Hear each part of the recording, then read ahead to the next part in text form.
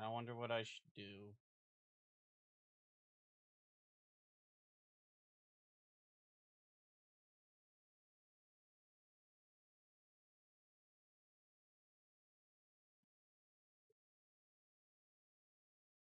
Don't fart in my mouth.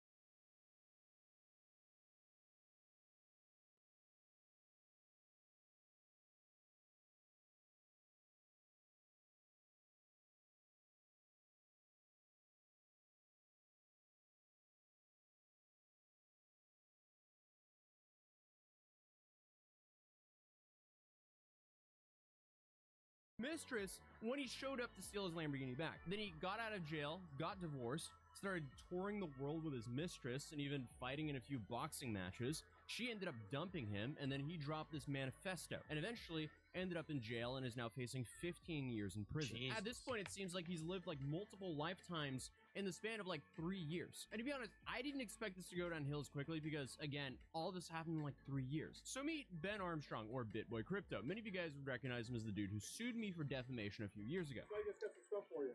Oh, what is it? I don't know. It's a cost. I don't need it. Well, you can serve early. What are you doing? So yeah, I have officially been sued. Yay, Why did he do that? Well, because I made a video about his video on this token called I use Pamp, that where emote he of yours in literally everyone's said, chats, this by the way." coin can only go up. So I called him out for...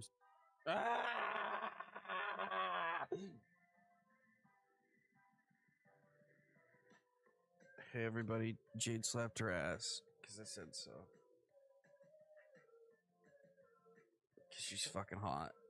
scamming his audience after that coin rug pulled. He obviously didn't like that, so he sent me a cease and desist to delete the video. I completely ignored that, and then, what, a few months later, he ended up suing me. And to me, and this is my opinion, it seemed like he wanted to sue me to drain me for as much money as possible because he wanted to get back at me because I made this video on him. And again, this is because he didn't like a video of mine where I called him out for scamming his audience. So I guess his brilliant idea was to sue me, which backfired on him because I didn't want to surrender to a scammer. So I decided to make him suing me as public as possible because he didn't want this public at all. Because at the end of the day, he didn't have a case. And I wanted to make sure that people knew that he was being paid to bring retail investors into awful investments. So I decided to make a response and raise funds to fight this. But at the time, I felt like that original video I made on him could cause me some sort of like Interstellar moment where that one move cost me 52 years, or maybe instead of 52 years, cost me like, I don't know, 5 to 10 years of my life. Because if I somehow lost that suit, had to pay for his attorneys, pay my attorney's fees, and whatever damages he decided to claim, that could have been a disgusting amount of money. I would still be paying that off to this day. Because I was hearing this could cost me anywhere from like, you know, $50,000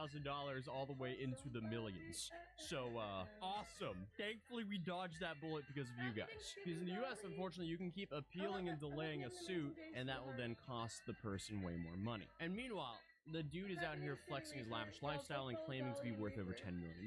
But Thanks to all of you guys, Man, Lily, and Lily's live specifically right now. Kobe, who donated over $100,000, combined we raised about $250,000 overnight. And, you know, just over 24 hours later, BitBoy then decided to drop the lawsuit. Because, in my opinion, he just assumed that it wouldn't financially hurt me anymore, and it became too public. He wanted this hidden. Again, this is my opinion for why he dropped that lawsuit. Who knows what really happened, though? But that really does set the bar for the kind of person that we're dealing with today. And unfortunately for Big Ben here, the clock was really ticking. Because, you know, since the last time I covered him on this channel, things have gotten so much worse for him. And this whole story is just so deeply interconnected from start to finish that skipping even one single part can throw everything off. It's just like the classic butterfly effect.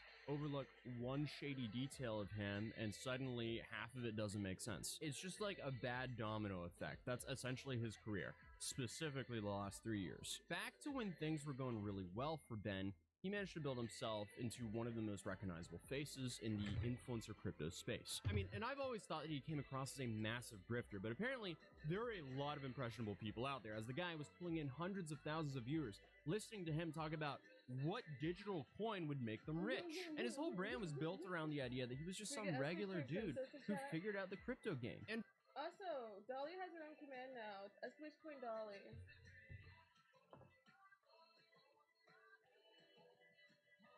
5 times a week, Ben would go live to his massive audience, breaking down various cryptocurrency projects, discussing coins like, I don't know, Pamp coin, the only coin that can go up only, and basically everything from there to Bitcoin. Essentially, it seems like he covered absolutely everything, from the scams to the more reputable projects. And a big gimmick of his channel was that traditional finance was corrupt, and crypto, that was your real path to financial freedom. Essentially, it was kind of like, see this Lamborghini? My Lamborghini in my garage here. Yeah, that wasn't just a car for him. It was pretty much, you know, sold as proof that his system worked, which also is most likely why he was so attached to it. Also, side note, he was definitely the best dressed influencer I have ever seen. Because, I mean, you have to be a special kind of person to rock a full Gucci tracksuit and stunt like this in front of a Lamborghini. There is no self-awareness here, but hey, power to him. But he wasn't always the Lambo stunting Gucci tracksuit wearing guy, because he also came from humble beginnings. Because he would tell people about his past struggles with substance abuse back in the early 2000s, how he got clean, how he went to Christian college, and How you asked the other day about Oh, yeah. the wood, okay? Yeah. My table's fucked up anyways. I've stabbed it a million times. Mommy, this.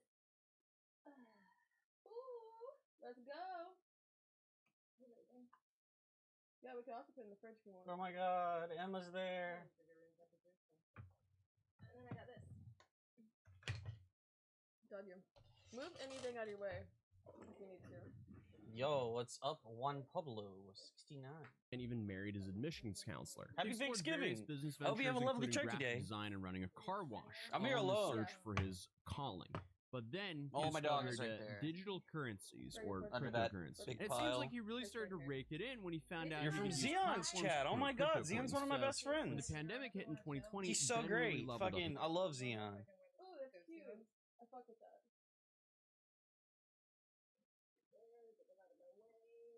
his operation. He invested in a professional studio setup, hired a production team, and started cranking out as much crypto content as possible. And for a while, it seemed like nothing could stop him, because at the height of the crypto bubble, Ben claimed his portfolio had around $40 million in various cryptocurrencies. But as we later on found out, it turns out that a lot of those assets weren't technically in Ben's name. They belonged to a company called BJ Investment Holdings that he shared with his business partner TJ Shed. But at the time, this wasn't something he disclosed to his audience. So, to me, it seemed like, while TJ handled all the business operations, Ben was essentially the face of the brand.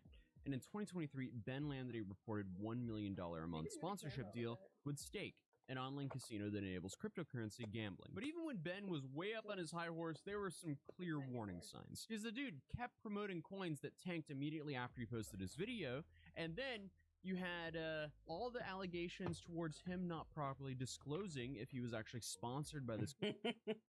Emma, kiss my booty. Lily, stop demanding so many things from Emma right now. She has shit to do. we can do the tomfoolery later. Do you like dogs? Yeah. You're gonna meet the family dogs. As long as they don't look all over me. They're not like they're bigger dogs. They might lick you a little bit, but they're not gonna be like little dogs do. Coin or not, and not disclosing at paid financial. Sorry. No, it's okay. It's just so I'm a germaphobe, and saliva and sweat are like the two biggest like icks for me.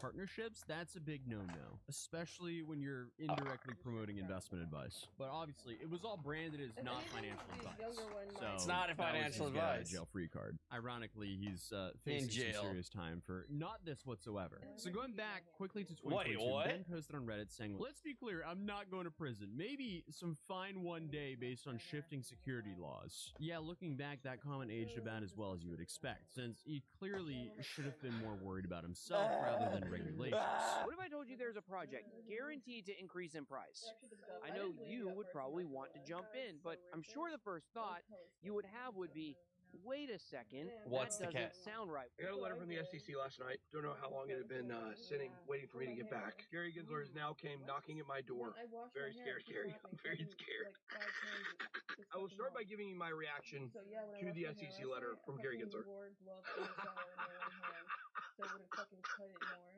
Yeah, I don't blame you.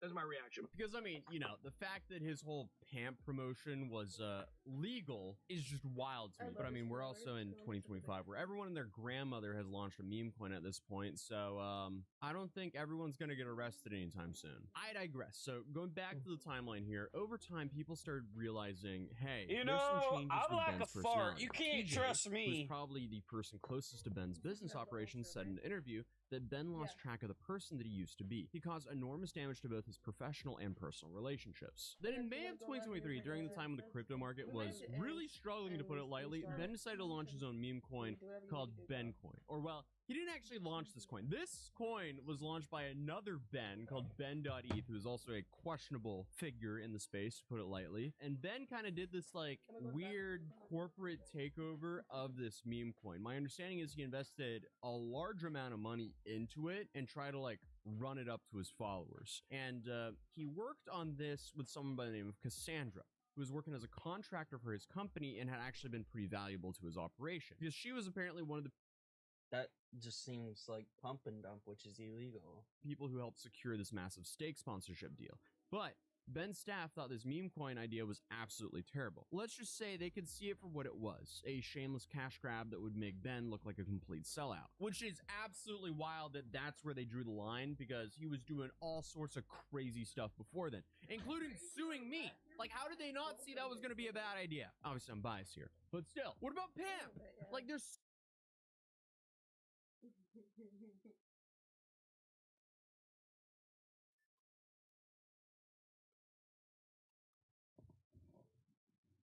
I'm gonna loosen up the curls after I let it settle for a bit. Okay, so I confused here. So it says go to settings, connect all devices, create account from the frame tab. Once connected, go Hmm. live. Button Yeah. to open the go live menu.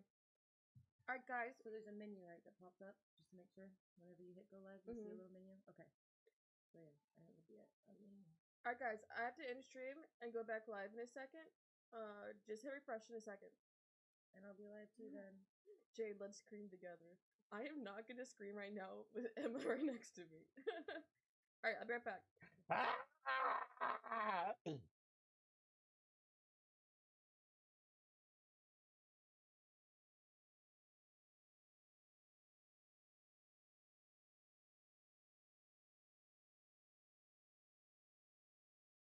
so many projects he's promoted that would be like a terrible idea, but they went along with that.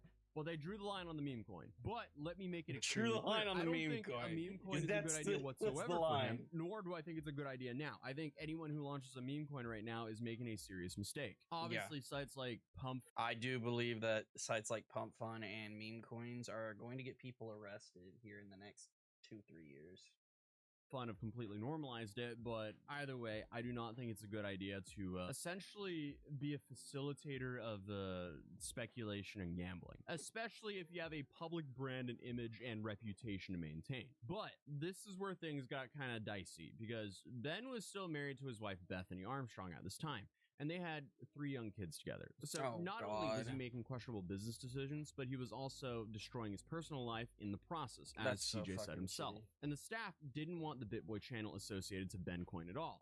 And by August of 2023, the situation had deteriorated to the point where Ben's own business partners decided they needed to remove him from the company entirely. So Hit Network, the parent company of BJ Investment Holdings, essentially executed a corporate coup to strip Ben's control of the BitBoy crypto brand. And I think this was also a questionable idea because, you know, they built the entire brand around this guy. So, yeah. So TJ Shed apparently used a clause in their operating agreement that allowed him to actually buy out Ben's stake in the business. And this effectively cut him out of everything they'd built together. And this, I guess, leads us to the most symbolic moment in Ben's downfall, where he lost the Lamborghini that had become synonymous with a success story. And this whole situation was so unbelievably insane that I didn't believe, like, when you went live with this situation, I just had to go live because it was just unbelievable for me. But TLDR, Ben decided to bring his side chick to his business partner's house and get his Lamborghini back while he was live streaming, and apparently had a firearm in the car as well. So, you know, that was just unbelievable. Obviously, the police were called because he also ding-dong ditched Carlos while live streaming. There was like a whole plethora of things that were just like, what is going on here? And naturally, he was arrested. And this is where this infamous moment happened where the police asked him, who is in the car? And you saw he did not want to answer that because he remembered he was live streaming this himself. So this was being broadcasted for the entire world to see, or well, at least the whole crypto community to see. And he had publicly apologized to his wife and to his business partners previously, saying that he's all in it for them, he's focused on his family, and he's gonna get better. Then he admits that his side piece is in the car with him as he's acting incredibly manic outside of his business partner's house, claiming he's going to, you know, get his Lambo back. I am still shocked that was a moment on the internet that actually happened. Because I cover a lot of insane stuff here. Little did I know that was going to happen. Like, if I go back to, what, 2022, I think I made that video. No, 2021. I think I made my first video on BitBoy in 2021 about his whole PAMP thing. Little did I know that that video would then slowly turn into this big of a story. So when I made that video on him, I thought he was just gonna be, you know, just another crypto. Okay, so I also have my Nesh shirt that has the dragons, but like I didn't know if that'd be too much. It's like see-through and has dragons on the titties, and then just I have my bra underneath. So I don't know if that'd be too much. Yeah, I think my nana might be like, yeah, see, that'd be too much. Okay, we'll look through what I have before we go. Okay. I'll show you them all. I brought a couple options. Scumbag. Little did I know he was going to become basically the largest crypto scumbag and then have one of the craziest downfalls of all time in an extremely short amount of time. But just to give you, I guess, the quick TLDR of that case, in case you don't remember the full details, it was a crypto investor by the name of Carlos Diaz. Carlos is apparently a huge BitBoy fan since the beginning, and somehow he convinced Ben to sign over the title of the Lamborghini to him, so that didn't make sense whatsoever. From what I could find on Twitter and so on, the internet was saying that Carlos' version of the story was that he had invested heavily into BenCoin, based on Ben's promotion. Apparently, he lost a whole bunch of money when the coin crashed and wanted the car's compensation. I don't know if that's true or not, but it sounds questionable to put it lightly. Then you have Ben's version of the events is that Carlos showed up claiming to represent Hit Network and was trying to help the company raise emergency funds, also mentioning that he felt physically intimidated into signing over the title of the Lamborghini. Whatever the real story was, Ben ended up driving to Carlos's house with Cassandra, live streaming the entire confrontation to his audience. And what's also important is not only did he live stream everything, he also, you know, publicly doxed Carlos's address and ended up getting arrested on camera. This is where Carlos lives, guys. I am live streaming from Carlos's house. Carlos has my Lamborghini right here in his garage. I'm going to be live streaming, and I'm going to be telling the entire story of Carlos Diaz. Who Carlos Diaz is. I'm going to be talking about all the people he's affiliated with. I'm going to be talking about how he got into my building. I'm going to talk about all of it. I'm not scared of some J boobies and shit. Title, right? Meow. You change it, Jade. You change it. You change it. You change it. I can't hear you, but I can see you doing a whole bunch of extra.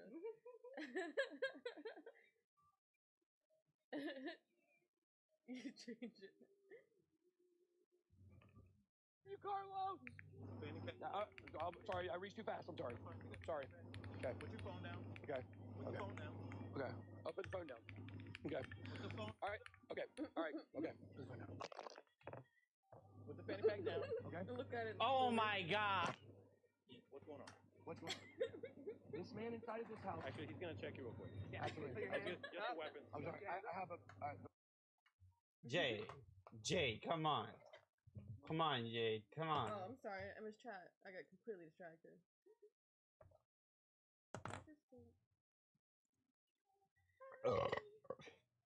Yeah, also pull up Emma. Exclamation point Emma. Can you just get that pinned in my chat right now?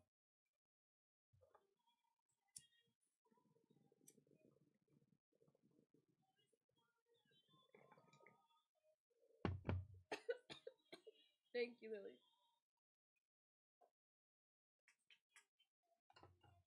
Happy Thanksgiving. Okay. Yep. No weapons. So when this case went to court, the judge ruled in Carlos's favor, and the reasoning was pretty straightforward. The judge is so determined cool. that Ben couldn't prove the vehicle was his personal property. I was wondering why you started laughing. Hey, Quinn, happy Thanksgiving. Chicks with dicks. Hell yeah, brothers. Chicks with dicks! In a recent video, Bitboy Crypto claims he lost most crypto and assets because his company's name and company was taken from him. I almost want my Stranger Things shit over here. Oh yeah, the new season. Rather than a company asset. So the Yeah, I think it Lamborghini happened that Ben had yesterday. used as That his ultimate sucks. symbol of his crypto success might have never belonged to him in the first place. So apparently, the company could have just owned the car all along. And while Ben was fighting all these legal battles, it's safe to say his personal Wait, life was done. if the company owned it all along, then they could just... Wow, that's kind of sad. Oh, that's so cute, Dan. Thank you.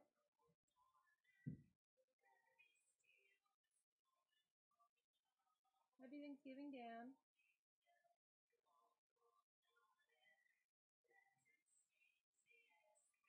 I kind of want to make some pizza. Definitely struggled. And with his business empire essentially collapsing on him, he decided to start over. He launched a brand new YouTube channel called Ben Armstrong Crypto, which is now called BitBoyX. And this, I guess, was an attempt to rebuild his brand. But the response was somewhat mixed, to say the least, because at this point, people were watching more out of curiosity of his downfall than, you know, in genuine interest to his advice. Because he's been, how do we even put this? At the time of all this going down, he kind of painted himself as a complete crash out. So he's not really proving himself as the person to go to for crypto investment advice. Because I mean, let's be real. If you watch his actions, it's not like you're gonna go, oh, I'm gonna trust this guy's opinion with my money. Because I mean, at this point, Oh, he this just guy knows seems what he's manic doing with his money. The SEC's gonna have no idea. and insane. And I don't think anyone wants to trust the opinion or trust anyone who's manic and insane with their money. So it's I'm not just manic a and massive insane. uphill battle. I'm for insane Ben or to manic. rebuild. Guys, it has been a rough couple weeks. I think everybody sees what I've been through. And I just want you guys to know that I love you and I appreciate you and you have a new name. Your name used to be the Bit Squad, but the Bit Squad goes away with the BitBoy Crypto channel. BitBoy as a name for me is dead. I am now Ben Armstrong, which is my name, and I gotta be honest with you. Certainly the branding with BitBoy was great, but the thing is, being a 40-year-old man, about to be 41 here soon, and having people call you BitBoy, it's a little weird. And so, from now on, BitBoy is dead, the Bit Squad is dead, Ben Armstrong is here, and Ben Nation, that is our community. But Ben kept insisting that he was the victim of some elaborate corporate conspiracy, but at this point, considering what we know, viewers I don't weren't think very so. sympathetic towards this narrative. Meanwhile, his legal problems kept accumulating and he's already burned through more than $150,000 on lawyers and had lost a significant chunk of his assets. And obviously, when the news of Ben's affair with Cassandra first broke, he and his wife Bethany made a video where they both pledged to work on their marriage and, you know, keep their family together. And that's the video I mentioned previously. And in October, Bethany filed for divorce. So by the end of 2023, Ben That's what had I lost thought. pretty much everything. His company, his brand, his marriage, his car, and most of his And money. his That's kids. pretty much where we were up to, because Throughout 2024, other than the efforts of, trying to rebuild his audience, things were relatively quiet on the Ben Armstrong front. Everything up until now that we've discussed in this video has happened roughly 2 years ago. But then, February of 2025 rolled around and everything exploded in the most diabolical... Okay, no, I gotta make peeps. I gotta make peeps. Wow.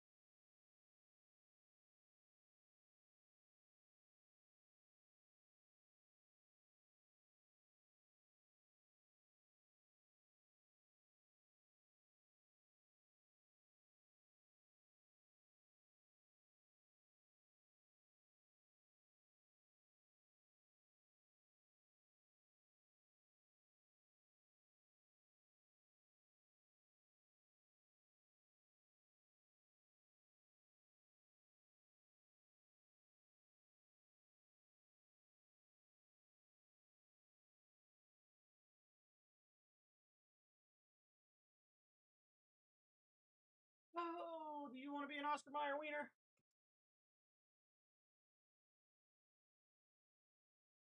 Tragic way, because I guess in between that he started a boxing career where he was doing these crypto influencer boxing matches. That's pretty much it though. But then February of 2025 came around and it's safe to say a whole lot of stuff just got flared up, because on February 11th 2025 Ben posted a now deleted tweet that would turn out to be a preview of his complete mental breakdown. He wrote, "Hit Network for 18 months has destroyed my life. TJ Shed has willfully targeted me. Congratulations to him. Cassie and I broke up today. The day I start telling the story. I'm willing to lose Cassie, my lawyers, my kids, my audience, my channel, and my life before I'm willing to die without people knowing what actually happened." That tweet, I guess, was a warning shot aimed at everyone he blamed for his situation, because 3 days later, on Valentine's Day, he followed through on his threat in the most unhinged way possible. Then started a live stream called BitBoy_Manifesto, which he opened by literally screaming at everyone. Do I have your attention now? Do I have it? You're gonna listen to my demands. I will make them at the end.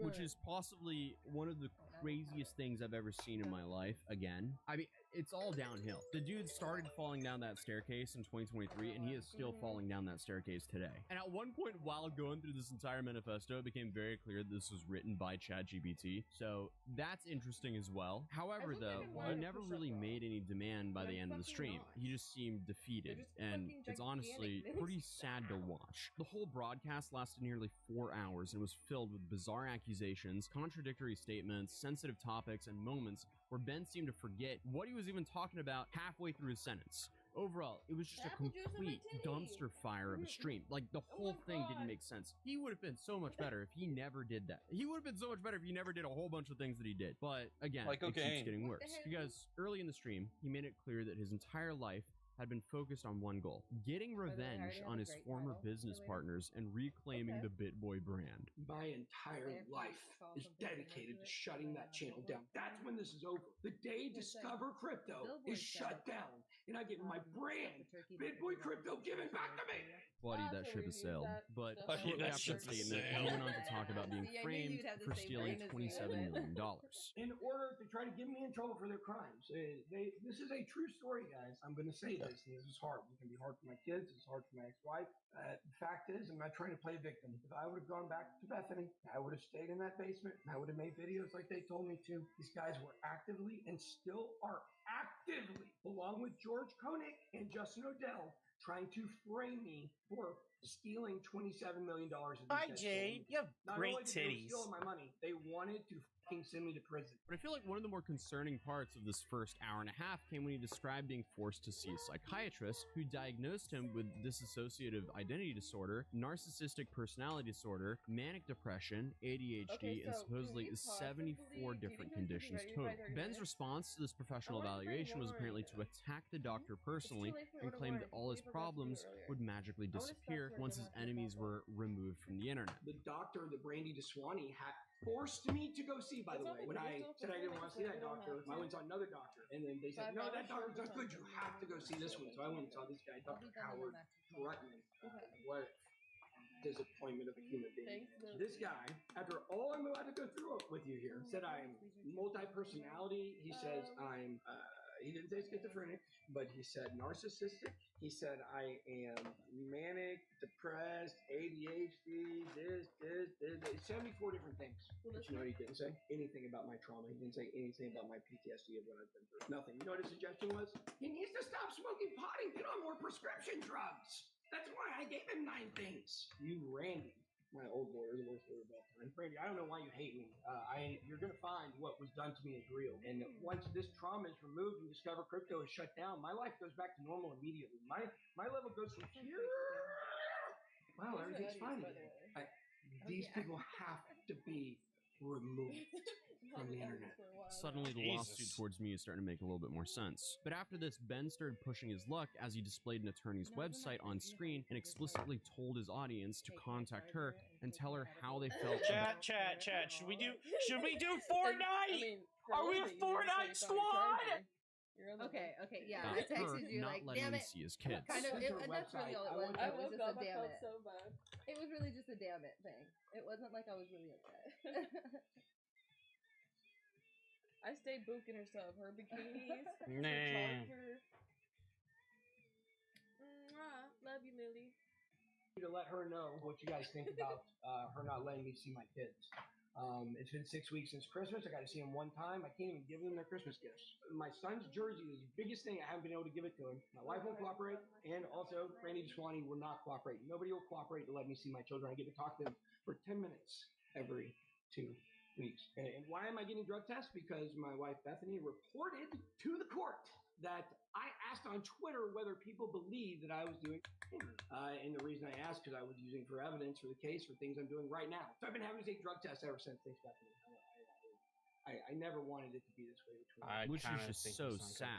But obviously, that's not going to help his custody situation at all. But Ben just seems to be beyond caring about any consequences. I think he's, whatsoever. like, Unfortunately for off the him, deep end. that ship has also sailed. Because Yeah. let's be real, someone who opens their live stream trying to clear their name like this Do I have your attention now? should not be near kids whatsoever. He then It's true. spent a significant portion of the stream ranting about George Koenig, who he claimed was the mastermind behind some sort of conspiracy to steal his money. However, Ben kept switching between calling George his lawyer and then calling him a criminal, even though that George was actually representing the other side in his legal battles. Because of George Koenig. George Koenig is a corrupt one. I want everybody to know that. Daniel is just kind of weird. Like, you would not trust your kids with Daniel Norris, okay? At all. George Koenig?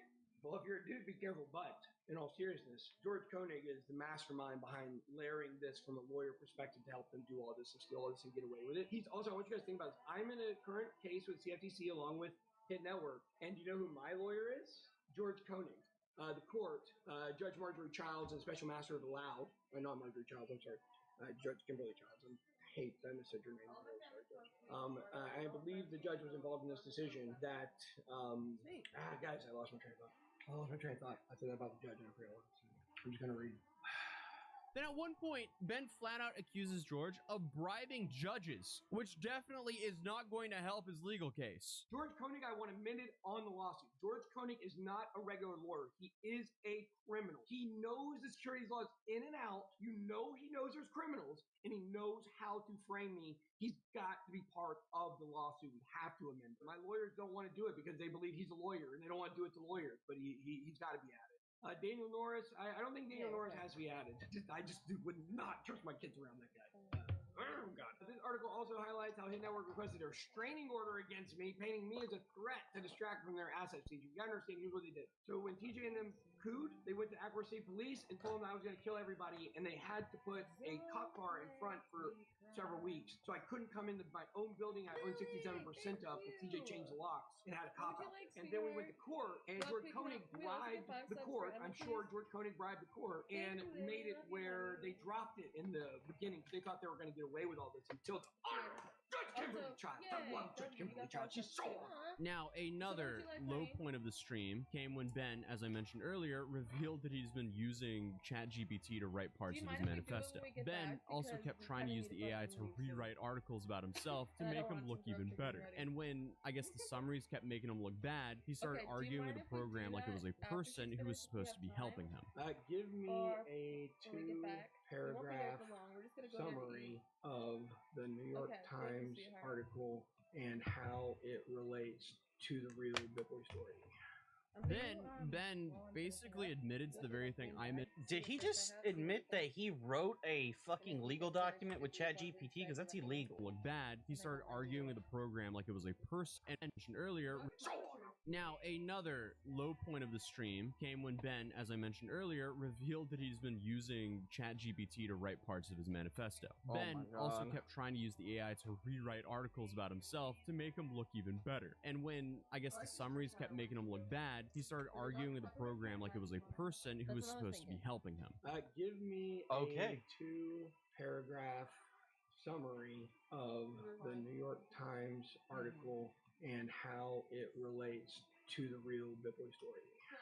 Then, Ben basically admitted to the very thing I mentioned in my original video that sparked his whole lawsuit against me. The pump and dump schemes. For him, the real issue was that I'd accused him of doing a pump and dump, but he claimed his team was doing that behind his back without his knowledge. The Atozi lawsuit and hidden conspiracy. The lawsuit between me and Atozi initially appeared to be a defamation dispute centered around allegations of crypto pump and dump. However, the deeper truth reveals a strategic cover-up orchestrated by Hidden Network, Justin Williams, and affiliated actors to deflect blame for their financial misconduct into Armstrong. Document exposes the hidden mechanisms behind the lawsuits, actors involved, and the real financial beneficiaries of the PAMP scheme and others. This is ChatGPT right here.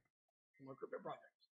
Me, acted as a hype man promoting coins without financial access to financial operations. Never had control for wallets, liquidity, or token distribution. This one is actually not true. I did have control of my PAMP wallet. I told you guys if I go through here and something's not true, I did have access over my PAMP wallet, and I can eventually find that wallet and show it to you guys. You'll find it to make any money. But here's the important part. In September of 2020, right? So the PAMP was in August of 2020. By September of 2020, TJ comes in. By October of 2020, I have no financial control. I have no access to anything that TJ and his dad, or TJ at first, and then TJ and his dad don't have access. I sued Atozi for defamation because of his claim. He claimed I was responsible for pumping dumps without realizing it was my own team executing these schemes behind my back. And at this point, honestly, this just kind of seems like a classic Bitboy move. Nothing's ever his fault, and everyone is against him. There might have been pump and dump schemes happening, but Ben was innocent here. I lost $5,000 on PAMP, something like that. That's not an exact number, but I did not make money, I promise that. And it was, I think it was a week later that I sold it, maybe 10 days after the video, something like that. I didn't sell anything after the video, because guys, I was an idiot like y'all. I thought all these coins were going up. Justin Williams, these guys were telling me they were going up, and they were dumping them. Yeah, this is coming from someone who had spent years positioning himself as a crypto expert, telling people which investments, not exactly to make, but what he would recommend, you know, indirectly hinting at buying, financial accepting payments advice from projects to promote them, and then building his entire brand around being someone who understood the market better than anyone else. And then now suddenly he's saying he was an idiot like y'all when it comes to these shady coins. Dude, I'm not buying that whatsoever. And also, as the stream went on, Ben became increasingly reckless about displaying contact information of state agents. He looked up contact information for the Cobb County Police Department and told his audience not to contact them. Here's the full Lamborghini extortion call from Carlos to me. You can find it on Twitter. Here's the detailed breakdown. Analysis of Lamborghini extortion call. Cobb County Police. Let's find Cobb County Police contact info. I don't know if anybody cares. If you do care, here's the Cobb County Police Department right here. Hi, Jade. Fairground Street. Here's their phone number. Don't call them and tie up their phone lines. Don't call 911. Don't make emergencies not be able to get guys. If you're from Cobb County, call the police. Go to the police department. Go to their website. Tag them on Twitter. Where's their Twitter? Here, I'll follow them. Hey, Cobb County Police Department. Then later, he did the exact same thing with another attorney involved in this case, displaying her email address and encouraging her followers to let her know what you think about her attempt to cover up everything. Where's Lori Dyke? Let's see. What's Lori Dyke's email? Hold on just a second. So you guys can all email Lori Dyke. She knows the court. I'm getting in big trouble for saying that, for doing this, because the court hates when people hold them accountable. They hate when anybody suggests that maybe someone there is corrupt, because the court hates to mention corruption. They don't hate corruption, they love corruption, but they hate the mention of it. As you know, Cobb County, the worst of all. You guys should email Lori. It's here. I'll put it on Twitter. This is not my account. I don't know who this is. Have y'all looked into Lori Dyke? She hates when you say her last name too. She hates that. She hates her last name. You guys all email Lori and let her know what you think about her attempt to cover up everything. For me, you'll see it gets much worse. I mean, at this point, Ben had completely abandoned any pretense of being the victim. Like, he was actively encouraging his followers to harass multiple people involved in his legal proceedings. And the stream continued for another hour, with Ben becoming increasingly erratic and eventually started speaking about his depression while also stating he would never harm himself because of his love for his children. It's the kids, man. The kids. I love them so much.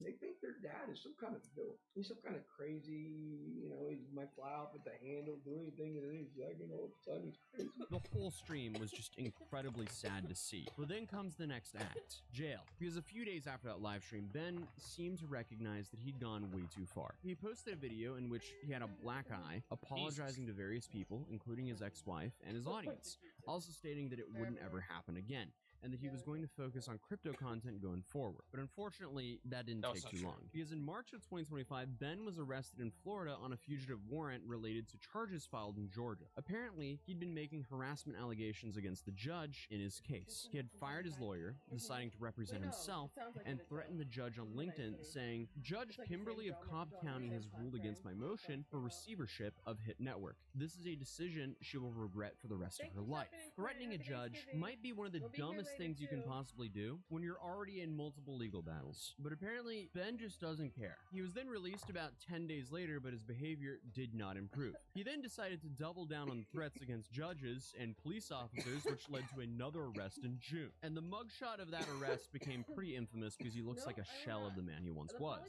Eventually, Ben ended up in a psychiatric facility, which was probably the best possible outcome given how his behavior had escalated. One of his former colleagues, a guy who goes by AJ Regs Crypto, who had tried to help Ben rebuild his channel, wrote a detailed post about what had happened. Drugs, ego, paranoia, and a complete disconnection from reality had destroyed Ben's mind. He said Ben was currently in a mental hospital, not prison or rehab, and he had offered to pay Ben to get treatment, but Ben had refused. AJ described it as a tragedy rather than a redemption story, which pretty much sums up how this whole situation played out. The big question now is what happens when Ben gets out of the psychiatric facility? Because realistically, he's currently facing years in prison for all the harassment charges, or a judge might actually rule that he wasn't mentally competent when he made those threats. Then, of course, since everything about this story keeps getting worse, it does in fact keep getting worse, because remember he was dealing with all these legal problems? Well, he also said some absolute insane stuff about Kevin O'Leary. Yes, the Shark Tank guy. Because Ben spent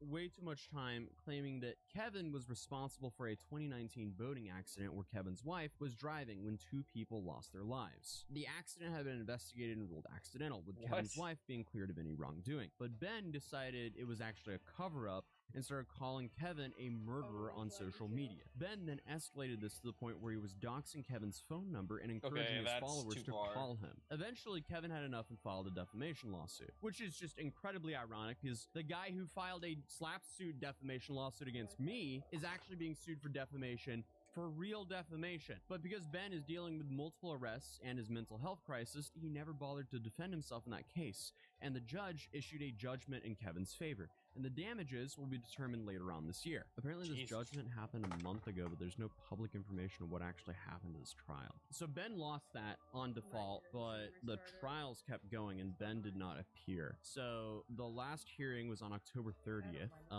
O'Leary presented 2 witnesses. Armstrong did not appear. So after the hearing, the court requested additional material. So even though that Ben didn't show up, they did go forward without him because I guess they're just assuming that he's not showing up, and I'm assuming also he's representing himself himself, just like his other case. But it seems like the judge has not issued a final written damages judgment yet. Okay, so I just wanted to figure out what was going on with that case real quick. I digress. At this point, it is fairly safe to say that Ben's life might have actually hit rock bottom. The butterfly effect from this initial decision to act inappropriately at his company led to a complete destruction of everything that he built. Because essentially, him acting out completely destroyed his career. He essentially chose to go to war with everyone around him and lost absolutely everything in the process. So right now, hopefully, Ben is getting the help he desperately needs. Whether he'll be able to rebuild any kind of normal life after this still remains to be seen, given the bridges he's already burned and the legal troubles he's currently facing. That's definitely not going to be easy for him. It's going to be a real uphill battle. But for the sake of the kids, I really hope that Ben eventually figures out how to get his life back on track. But based on everything we've seen, my hopes aren't too high. Because this would actually require him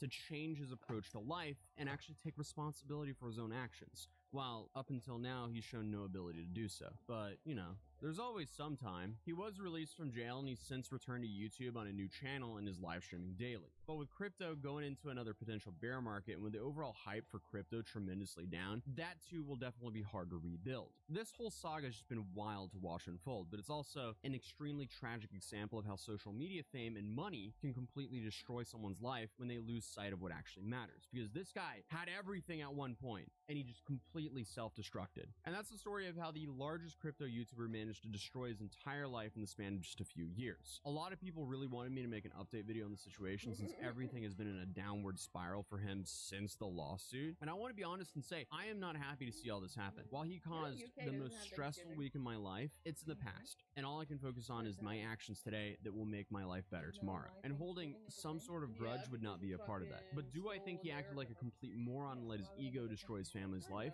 Absolutely. But I think it's an absolute tragedy, and I genuinely hope he gets the help he needs. And I truly do wish him and his family the best moving forward. But other than that, feel free to subscribe if you're new here. Drop a like if you enjoyed this massive recap, and I'll see. Sorry, guys. You know what time it is, don't you? It's time for the annual massive full English breakfast challenge, yeah. Since I've done about 200 of these, I tend to avoid them like the proverbial plague. But I noticed on the Beard Meats Food Reddit thread, yes, there is such a thing, I'm as surprised as you are, that somebody has suggested that this challenge might be beyond my capabilities. The post reads, the bread and pancakes alone are a dense carby challenge. Could see Beard struggle with this. Edit, within 30 minutes, lol. Good luck, bro, but that ain't happening. Should we try and prove Mr. Wardims wrong? Who's gonna? Oh, look, there it is. I sort of wonder what was going on there. You see the... Thought these were the victims. It finished off it. Look at all these are all dead people. It's like something like that new Ed Gein thing that people are going crazy for on Netflix. There we have it. The Westport Lake Monster Breakfast Challenge champions. There are, as you can see, so far, no champions. No one. 6 bacon, 6 sausage, 6 eggs, 6 black pudding, 2 large scoops of... Does that say mush? What the f*** is that? 1 bowl of beans, 1 bowl of tomatoes, 1 bowl of tater tots, 6 toast, and the thing that really sets this apart, which might make it quite interesting, is 6 oatcakes, which is sort of a Staffordshire delicacy. T-shirt looks pretty cool though. You reckon that's like a hot pink? It's like a bit of hot pink detail in there. My favourite colour.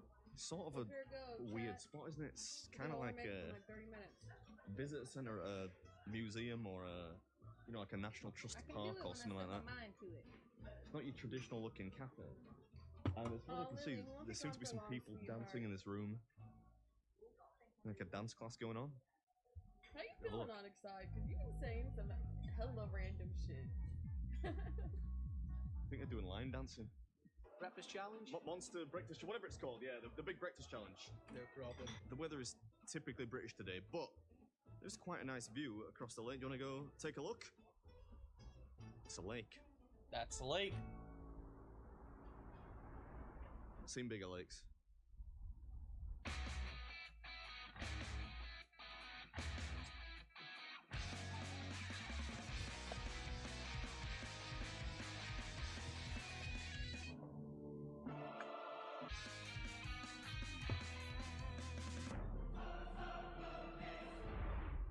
Drop the beans. Oh yeah. Feel free to drop the beans. No, I'd have to get you a new bowl. Would you like any cutlery? Yeah, that'd be great. Thank you very much. Can I put that there? Holy shit! All right, I'm at Westport Lake View Cafe, which is near Stoke-on-Trent. Oh and I'm my taking on God, the Monster Mommy, Breakfast put it Challenge. inside So far, me. nobody's done it, right? Nobody's managed to finish it. It costs 25 quid, Yeah, but if you do it inside 30 minutes, the meal is free and you get a t-shirt. absolutely. Yeah. All right. Oh, there's actually a real timer. A real timer. Yeah, I mean, like, I'll let you. Would you like me to? Do you want to sort of count me down? 3, 2, 1, go. Who's gonna? That was a pretty laugh, if ever I heard one. Start with the eggs.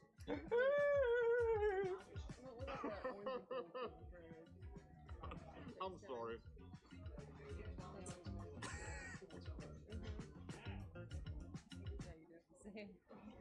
You should have seen her face. You know how to do a fried egg here? You ever seen a Zoomer in real life? These I sausages haven't. are pretty good. Those aren't your garden variety greasy spoon sausage, are they? High quality, I reckon. Yeah, they're not bad. It's like a Randy Santel video, this. How dare you? People keep saying they love your shirt. Got it from Walmart, guys. I'm not sure if I didn't even walk out before. So is Target. Have a nice day. So is Mexican Shark shirt. I think it's a generational thing, maybe. I don't Target know. also has really You know what these sausages remind me of? They remind me of the natural skinned version of the Nathan's hot dogs you can buy. Quite hard to find in supermarkets in America, but they do like a natural casing version instead of a synthetic version. And they've got a real pop to the casing. These are a little bit like those. They're very nice. Let's make some bacon sandwiches. Whatever it helps me out, like recently.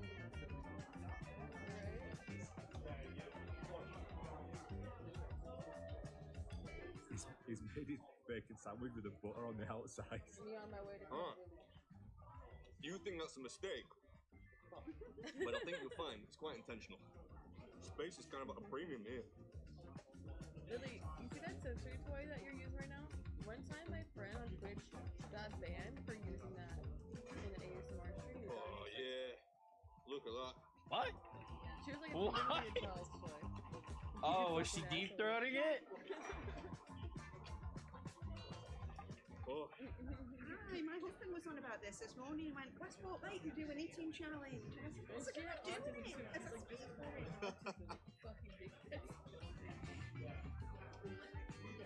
I think I've gone for the beans too early here, you know. The sweetness of the beans usually helps later on. I should have gone with the canned Tommies. I can't tell if that guy's impressed or disgusted. Probably not after. Tater tots? I'm sorry. Criminal I was to have these on English distracted by breakfast, the face. surely. Wait, a hash brown. Yeah, what is that? Hash browns all the way. It's Get them aggressive. Wait. Wait, no, dude, get one more time. That's 10 minutes, Adam. 10 minutes? These One more aren't time, one more really time. tater tots. They're really more like, you know those potato Come smiley on. thingies? Just without the smiley face on them. They're a little bit smaller. Alright, the not really tater tots are done. We gotta make this memo. Is the drink included? I can edit this and make You this have to finish the drink. Yeah, I'm pretty sure that's wrong with the sign. I've done it again. Why was I drinking the water? It's a nice creamy latte. Should I do a black pudding? Literally rage him up. I love black pudding, man. Finn. Alright, now we're gonna check out because we wanna stop at the store. What are you eating? That looks delicious. Save me some. Oh. Save me some. Look, that's a thick piece of black pudding. Look at that. Black Look at that. pudding. It's like something from an M&S advert, that. All the steam coming off it. Might be a little cheaper than M&S. What's up, Tastes good though. Happy Thanksgiving. I'm sort of sad that the black pudding is almost over. It's got kind of a nice fruitiness to it, which makes it quite unique. Don't That's halfway, I fart on Halfway. my parade. Plenty of oatcakes left. I gave these a bit of grief in the intro. We'll see. It's been a while since I had an oatcake. Many years. They're sort of like a savory pancake. These are pretty good though, kind of juicy. I feel like they've got a decent amount of fat in there because they feel quite rich. It looks good.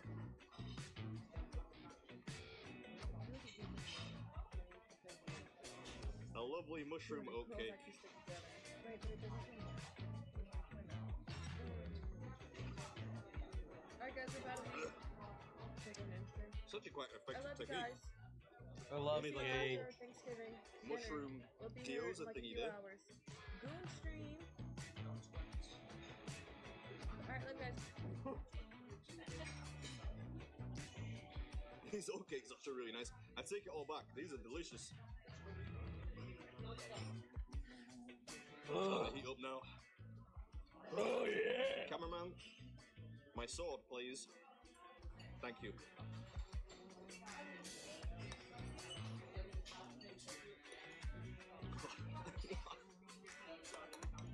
For me, it's got to be fresh tomatoes on a breakfast, grilled, sliced tomatoes, not canned.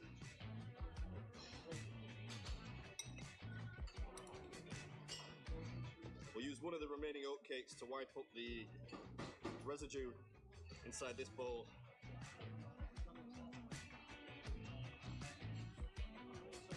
Ain't getting any cleaner. 10 minutes to go.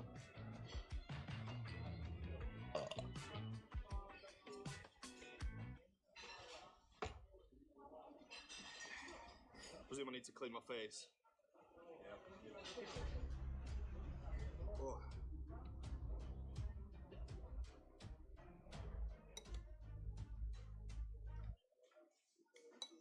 Just some due diligence left. Gonna mop up the remaining juices, the anonymous goo left on the plates. Alright, this is Baby's food, and that was Westport Lake Cafe's Monster Breakfast Challenge. Pretty well beaten.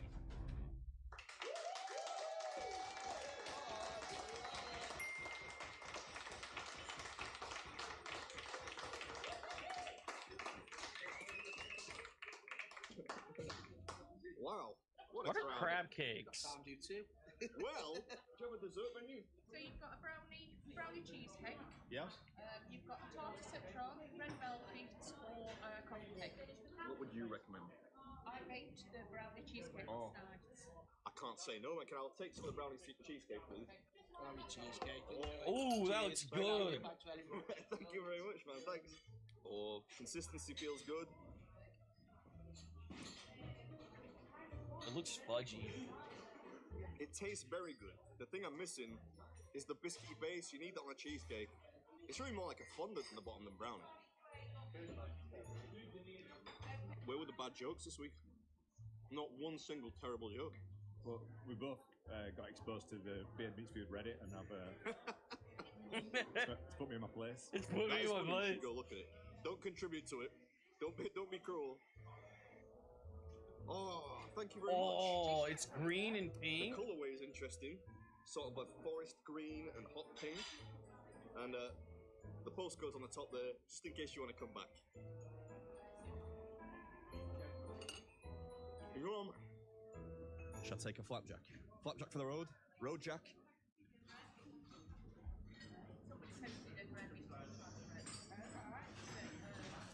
Gotta be chocolate caramel. And we'll nick it, we'll nick it. I'm joking. Eat food! Alright, so a few weeks ago, I got a message from a very kind fellow by the name of Hassan, who said, "Bro, come to Augsburg. They started a 2-kilo doner challenge that everyone fails. You have 30 minutes to eat it." To which I responded, "You got it, brother." 2 weeks later, here we are at Alibaba Kebab House. Wonder why in England it's doner kebab, and here it's doner kebab. Hello, good morning. Is it morning? No. Does that have my logo on the top? Yes. Is that especially for me? Yes. Oh god. I'm on it. This is for me if I win. Yes. Oh, no pressure. So apparently, one of those spit dealies is like 100 kilos. You go through like 2 of those every day or something? Yes. Two of those, they're 200 100 kilos kilos? each. You could even bench that. You could not even bench that. They actually have different meats too. They have chicken and they have veal. Is it veal? Veal? Yeah. I was going to feel bad ordering veal because it's a baby cow. Which is in the challenge? Chicken. It's the chicken one. Nice and healthy. You would not believe how many people sent this to me. This is one of the most I hate the word, but viral food challenges I've seen in ages. I must have had this maybe like 900 times. People have sent this to me. This was on, is this like national TV, Phil, or local? It's national. Yeah, that's a big show. So like this is ITV News, BBC News. He's in good shape, isn't he? I think he might have been on some tasty treats. Eye drops. Yeah, eye drops. So, it's actually a small detail that we forgot to tell you. With the challenge, you have to drink 3 ayrans. Ayrans? Ayrans. What's an ayran? You see that container back there with like the milky stuff? Yeah? Yeah. That's like a salty yogurt drink. A salty yogurt drink? Yeah, it's salty yogurt. So And like it's handmade or house-made here, so it's really good. Some house-made salty yogurt sauce. And you drink it. Yeah, it's really nice. It goes really nice with kebab, actually. Are you taking the You've been serious? No. You've been dead serious? Yeah. What is it? Oh, here we go. One small dinner. Good one. I've never seen a doner kebab look so good. Alright. You want Look at that. another plate? No, I think I'm good, man. Thank you. All right, today we're at Alibaba Kebab House in Augsburg. How's my pronunciation there, Phil? Pretty bad, actually. Pretty bad, 30 minutes, right? Yes, 30 minutes. If I win, I get the meal for free. You get a voucher. Gutschein. 50 euro Gutschein. 50 euro voucher. And that t-shirt I showed at the beginning of the video. How much does it cost to order? 45 euro. 45 euros if you don't finish it. And you do have to finish the 3 cups, very decorative cups of ayran. Yeah, which is like a salty yogurt drink. Yes. So I'm gonna put that there because I think I'm just gonna take the lid off this thing. Alright, I'm gonna do like a 3, 2, 1. Can I take the lid off? Yes. I can take it off. Oh my Put that there god, for now. that is crusty bread. Look at that. It looks pretty good. healthy actually. Lots of veggies in there. 3, 2, 1, go. Thank you very much. Thank you too. The chicken is good. You better be fast. I'm almost done. I've never had a doner kebab.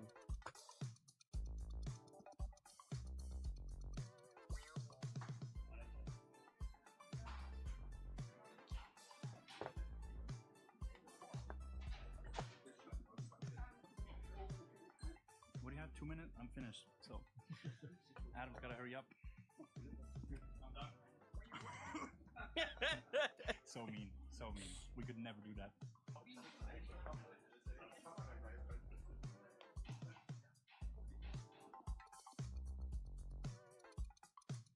How did you plan to eat this huge ass bun though? Spaghetti.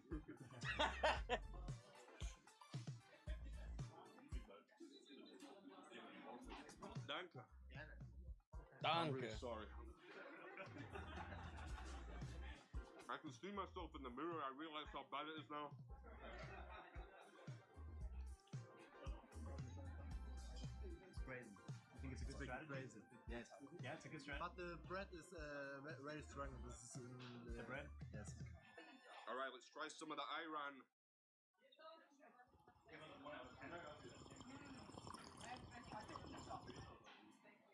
Oh, that's yummy. Kind of reminds me of Greek yogurt, but like a little bit more rich. Salty yogurt is perfect. Salty yogurt doesn't sound good. It sounds weird. It doesn't sound pleasant. But I assume it's cold, right? It has to be Wenn man 3 Kinder wie ihn hat, muss man Kredit aufnehmen, dass man ihn So he said if you have 3 children like him, you would have to have like a really good financial base and probably take some, you know, get like some pint from the bank, you know. wird aus dem roten Tüte machen, in Eiern reintun, über reinschieben. Good strategy there. He said he'll probably take all the bread, make like a kind of wrap it together, and like just dunk it in the ayran.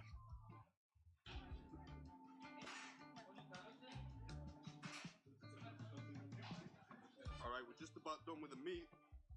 I'm gonna finish the bread now. Oh man, back to square one.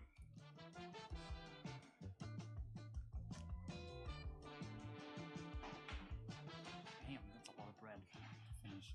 I'm think thinking I really should make a dunk it in the pizza. ayran or... That's a great idea. Could I get like a big receptacle of this stuff? You should dunk it for sure. Looking back at those hot dog days.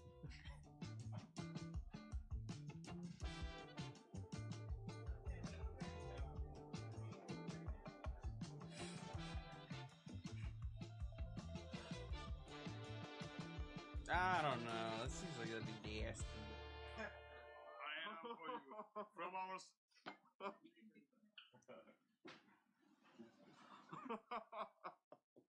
This is ayran for man.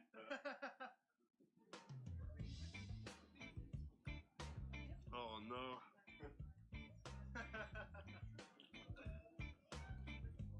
Enjoy. Oh. It is effective, Bill. It was a good idea. It was actually his, to be fair. All right. The third ayran has been finished. What does this look like in the frame? It looks crazy, man.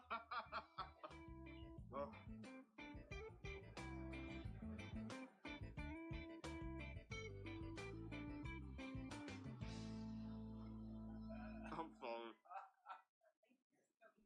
Guys. The bread is hard work. Oh. I should have had this from the start, really.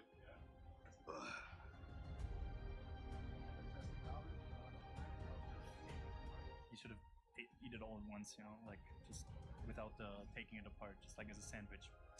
I guess we'll never know.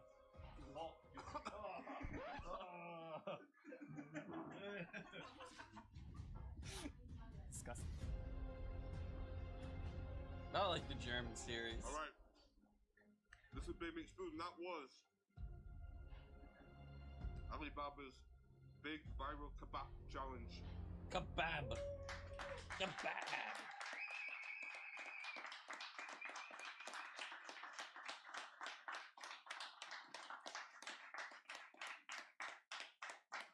That must have been awful to watch, man. I'm such a mess. That was delicious, though. That was really, really good. It took me so long to eat the bread. I feel like the bread was half the challenge. Oh, The salt has hit your face like a ton of bricks, man. yo, that's 3 days in a row of overeating and drinking alcohol. They got desserts here, Phil. They're weighing it first. It's gonna be like 2.5. Deserve one pizza for me. I just about deserve it. Thank you very much. Thank you. Come on, a little logo on it and everything. I can't believe they did that. Oh. This is baklava, and the other one is kerane tatlısı. We say halka baklava, kerane tatlısı. That looks good. Looks like a churro. Oh yeah. Looks like a churro with a sauce. Now you ate the kebab, now I eat you. You can eat me. I'm very hungry. Oh, okay.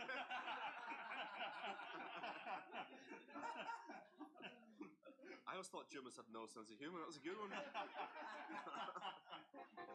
Thanks, man. Why wouldn't Germans have a sense of humor? Thank you very much. Thank you. They've always been a fucking nice people. This isn't anything in the 30s or 40s or 50s that you should really worry about. No, you don't even need to. Probably shouldn't even look into it, to be completely honest. It's probably not even that. It's probably not that big of a deal. I have to take a piss so fucking bad, dude.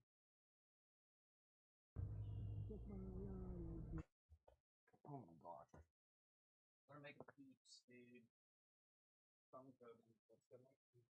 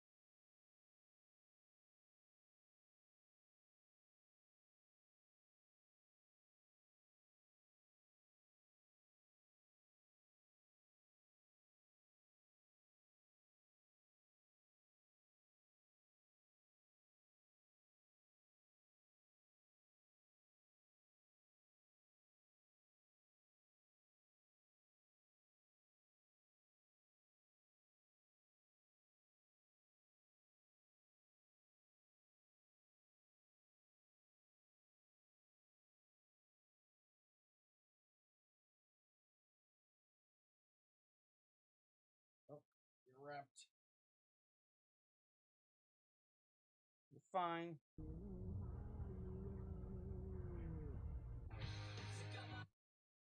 You know, according to the 2005 Hawthorne Heights song of the same name, Ohio is for lovers. I can only hope for my sake that it does not therefore discriminate against 38-year-old single men. I'm sure it doesn't.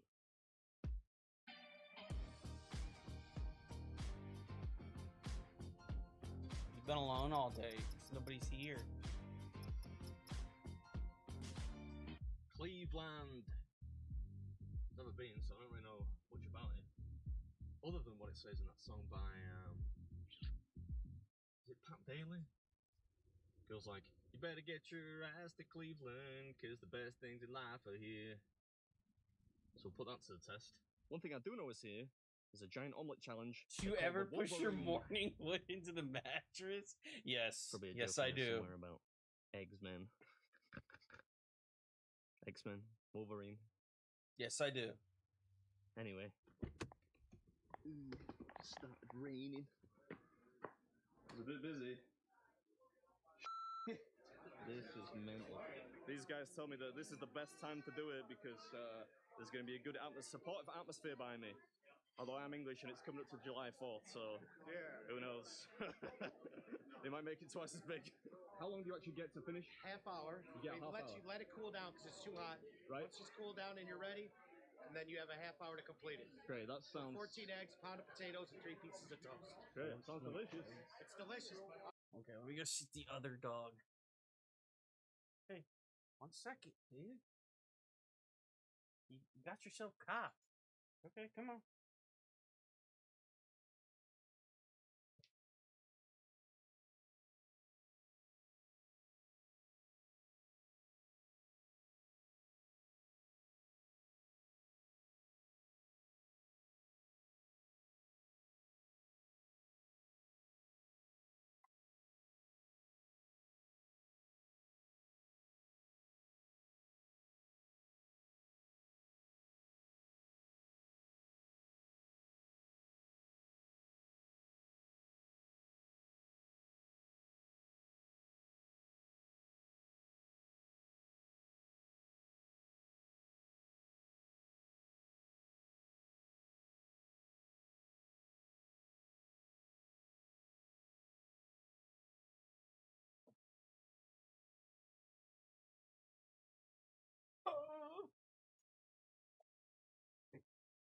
Alright. Yeah, I've watched you a zillion times. Yeah? Oh, yeah. Oh, thanks, man. Let me give you a fist bump. I appreciate that. When you came in, I go, man, I've watched this guy I don't know how many times. I go, you go all over the world. Yeah, pretty much. How many people you got on your channel? What's like following? It's like 4 million or something. that's a big hit. All right. Now, normally, I'd get some kind of sexy B-roll of a making a challenge, but there are about 12 chefs back there working like their lives depend on it, so I don't want to add to their stress. Yeah, it's pretty big. I'm pretty confident though. I love American breakfast challenges. What do you reckon? You got to do it? No, I don't know. Maybe you can. I've seen little guys like you eat like crazy. You know? I mean, let's hope I'm one of those guys. He did tell me to cut it up, but I just didn't pay any attention to him. Whatever. I'm an old man now. Okay, American Swiss cheddar, provolone cheese, you got ham, bacon, sausage, peppers, onions, tomatoes. I think there's another vegetable. Lots of stuff. Lots of stuff. Home fries, pound of home fries, and you got 3 slices of toast. And you get 30 minutes, a half you got hour. 30 minutes. Right, and if I do it, what do I get? It's free. It's free. You get a t-shirt. A t-shirt? Oh, t-shirt. We don't have a Excited Hall now. of Fame anymore because, you know, we ran out of room for other stuff, but,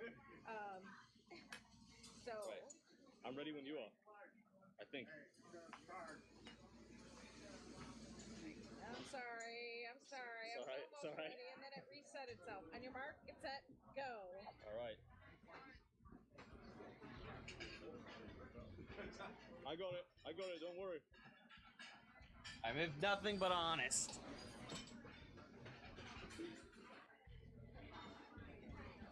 Oh, this is delicious.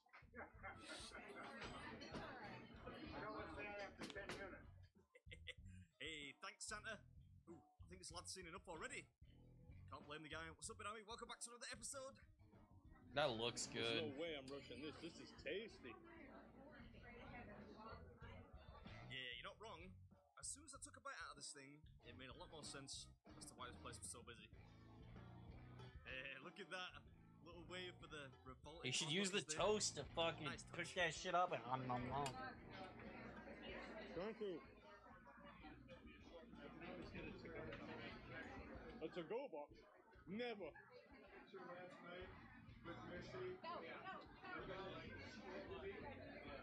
Imagine the indignity. Yeah, come on. A doggy bag? I'd never live it down. You reckon these guys are still enjoying the spectacle? I suppose we're only, what, 2 minutes in? The novelty probably hasn't quite worn off yet. It's like the 4-minute mark. Still really hot. Yep. I tend to do that kind of thing. Okay. I'm just gonna get in there with my hands. Yeah, surprised it took you so long, tell you the truth. I mean, there are a lot of people in here. I didn't want to eat like a wild animal, despite this thing being called the Wolverine. Only cost $20 to order this, you know. Can't say fairer than that.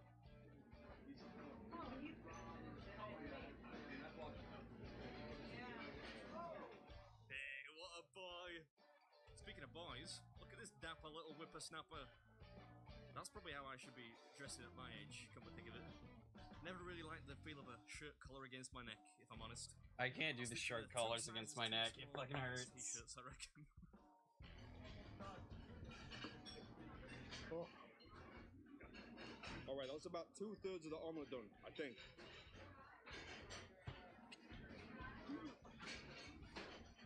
Yeah, 66% of the omelette done, and we're looking good as far as the time limit goes.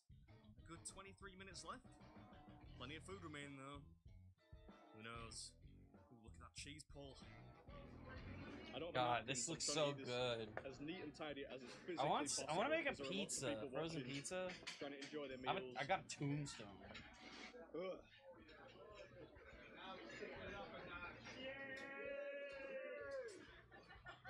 Don't choke.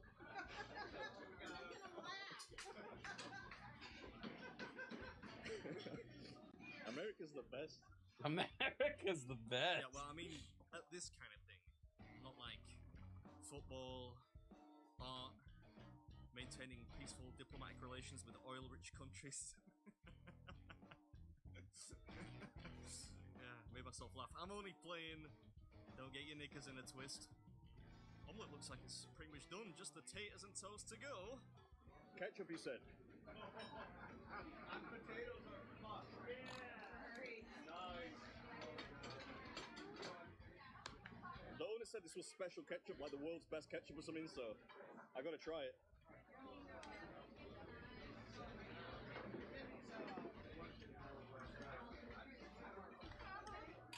Give me like jam or anything. I have grape, strawberry, mixed fruit, blackberry, orange marmalade, apple butter.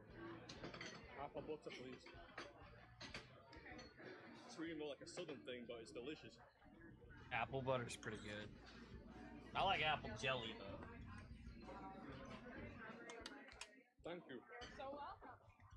But apple butter's Yeah, I love really this good. stuff. I usually buy a jar from like a Cracker Barrel on my way home from a trip like this, just by way of a little treat for myself, you know. So is it tasty?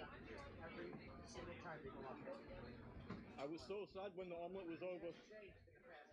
I'd rather do the omelette twice. Right? Yeah, I know.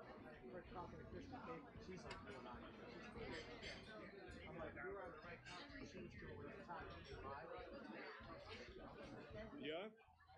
Maybe I'll come back. Well, I mean, it's 4,000 miles from my hometown of Leeds, but yeah, it's possible. Definitely worth the trip, though, that's for sure. This food is exceptional. Hey, exceptional. No, Get but it? seriously, it's really good. If you live nearby, you should try it. Only $20 too. Just a toast to go. Yeah, you can choose what kind of toast you want, actually. I forget the options, but I went with sourdough, I think. Sourdough bread is so good. Apple butter, yeah.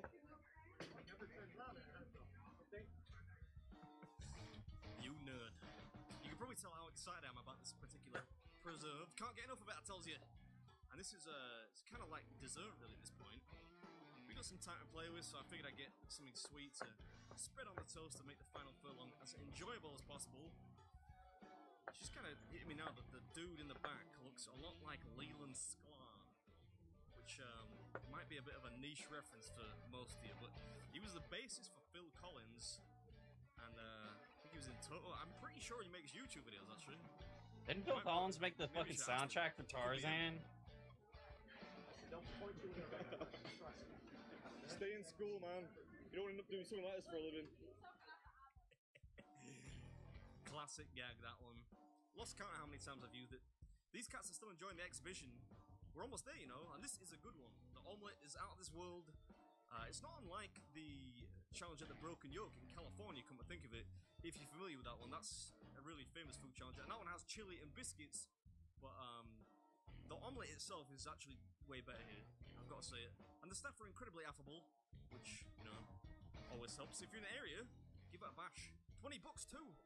Can't get over that. Seems incredibly cheap. Much cheaper still if you can eat it inside half an hour, because it's free. You get a free t-shirt too. Free apple butter. Winning. Anyway, hope you enjoyed it. And as always, I'll catch you That later. guy has eggs on his pants. Did you see that? Dude, these pants are fucking awesome. I wish I had these egg pants, dude. Anyway, hope you enjoyed it. And as always, I'll catch you in the next one. Do you know how long I've left? You have 11:53 left. 11. Ooh, man, so. 11 minutes.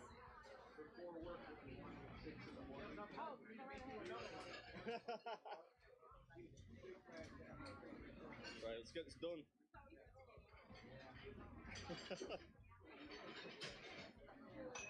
I'm not sure about apple and ketchup, but whatever.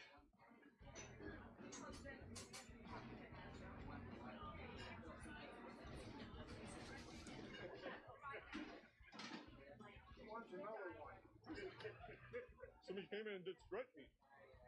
They were stretching. Yeah, he was stretching, doing so much stuff, and he was like falling. And he lost? It's 5 minutes in, he's like, I can't. 5 minutes. That's it? Alright, this is Big Meat Spoon. That was Rise and Dine Cafe's Wolverine Omelette Challenge. Pretty well beaten. Oh, buddy. Come on, Katina. Eat these meatballs. Put these balls in your mouth! Should I be thanking you or cursing you? That looks great, thank you. Legged berry. What is up, Kilo Crew, and welcome to today's video. Today I am super jazzed to be I guess I should start making something for fucking lunch, shouldn't I? Holstein's Grillen I haven't eaten Rockers today Pub, yet. Where I'm about to take on their No, I ate absolutely breakfast because I made massive biscuits. Swedish meatball I know, I challenge. ate Now, it biscuits. actually has a way more colorful name than that, and I need my little cheat sheet to get it right. This is actually going to be, hopefully, one of my prizes here, but it is the Super Swedish Big Bang Blaster Asteroids Challenge, and you can infer how that is spelled on your own. But in front of me, I have 2.2 kilos of meatballs. Does it say how it was spelled? Yep, it is asteroids. and mashed potatoes, and along with that, some of their very famous lingonberry sauce, which is traditional to Sweden. I have a 1 sitting time limit to finish all of this in order to win this groovy medal right here for free, a groovy hat as well, and then one of these commemorative collectible glasses. Ooh. I do also get this meal I like for that free. Thank glass. you to everyone watching, and to Helena and Derek, the owners of Holstein's Grill and Rockers Pub. So I am very thankful for that. I believe that the fastest time to finish this one is done by the one and only Mr. Beard Meats Food, who did this in about 10 minutes and 17 seconds. And then I believe the longest time to finish this challenge is about 7 hours. So props to Jesus. that guy or girl who did that in 7 hours. But this place has tons of food challenges here. I might have something up my sleeve at the end of this this challenge right here that I'm finishing, but we will see if I have room for it. Maybe I am being cocky, but again, 1 sitting time limit. Looking forward to doing this one. I don't need to pull my hair back because I've been at the beach. I've already got it back. So without further delay, let's get this challenge started. All right. It 1 looks sitting. good. This is for the glory. Let's get this started in 1, 2, 3. It is very Swedish. Sweden looking food time. or asteroid eating time. No, I'm not going for any record. I want to enjoy myself. You guys can talk. It's okay. All right, here we go. A little bit of mix match here. Just how I remember it. I want to enjoy myself. That is so good. I probably won't be saying that about the mashed potatoes when I'm over half a kilo deep, but right now, so good. Their potato recipe, in fact, goes all the way back to when they opened in 1995 and is the owner's mother's Really? recipe.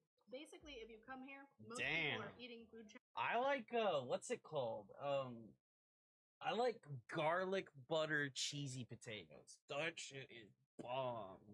Challenges right now, which is I really love it, awesome. especially when I have really wish we barbecue. had a place like this in the Oh. States. It is awesome to watch. It really was refreshing to see just how many food challenges were on the menu and that both men and women were often trying some of these massive menu items. The berries are great. And technically, you don't have to finish the lingonberries. It's just kind of there as a sauce. But I think I'm going to finish it. Yeah, I guess the best way to describe a lingonberry would be kind of like cranberry sauce around Thanksgiving time. It's relatively similar. If you are going for the record here, let these cool down. I don't want to eat these fast. These are really good. Yeah, I had the opportunity to enjoy a normal size portion of meatballs in Stockholm, and I knew that I was going to have so much fun with this challenge and I would really enjoy it. This is an Elvis-themed restaurant, and ironically, there's a young lad here that is 16 years old named Elvis that has famously beaten a bunch of the challenges here, so good work, Elvis. And by a bunch of the challenges, with over 20 food challenges on the menu, I believe he had only missed a couple of the challenges on there so far, so props to that kid. Do you have to order the big size version of this challenge, or can it be a normal size? Like, not challenge, but this meal? Normal size everything. Oh, okay. Well, I'm glad to hear that, because this is fantastic. So don't let the challenge size turn you off. These are amazing.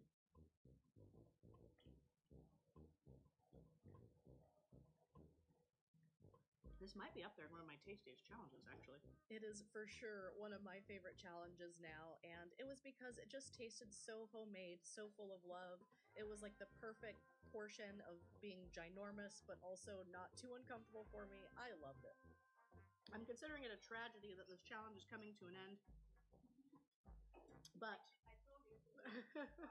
thankfully, though, we have a little sweet treat on its way, and by little, I mean massive. But I think you guys will enjoy it. And with that, I'm going to catch you guys in the next one. I hope you enjoy this fun little upcoming bonus round. Well, Final Bites Kilo Crew of this delicious... This TikToker just went viral for telling her female viewers to stop paying rent if you're hot and instead match with guys on Hinge and just stay on their couch for free like her to save money. What could go wrong?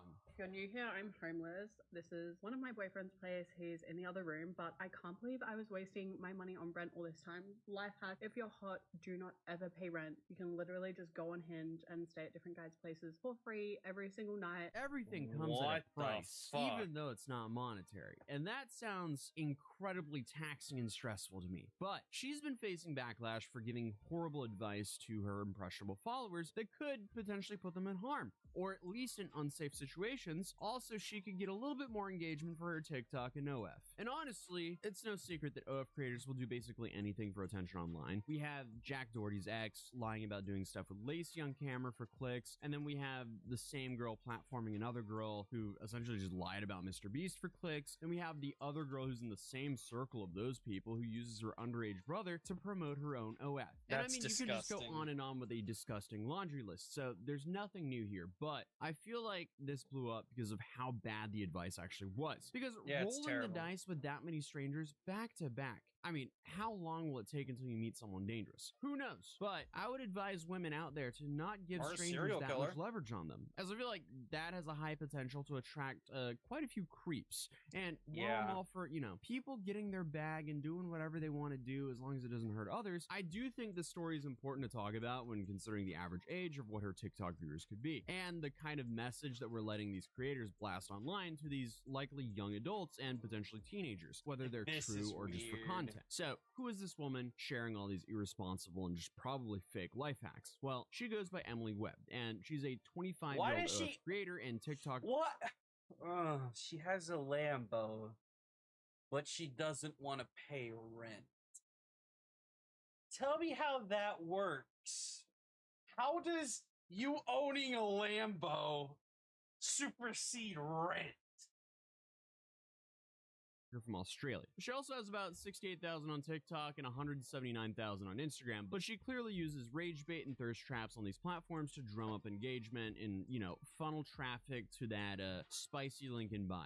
And while a lot of her Instagram may be restricted and some of her TikTok content is filtered, it doesn't take a genius to really figure out what she's really trying to promote here. And this is the type of content that's being pushed out to the For You pages of people of potentially all age groups on these different platforms. But I only showed a clip earlier, so let's watch the whole thing. You can literally just go on Hinge and stay at different guys' places for free every single night, and nothing bad has happened to me yet. I'll let you know how long I can keep going with this. I don't understand how she's so aware that nothing has happened yet. No shit, bitch. Something's eventually gonna happen.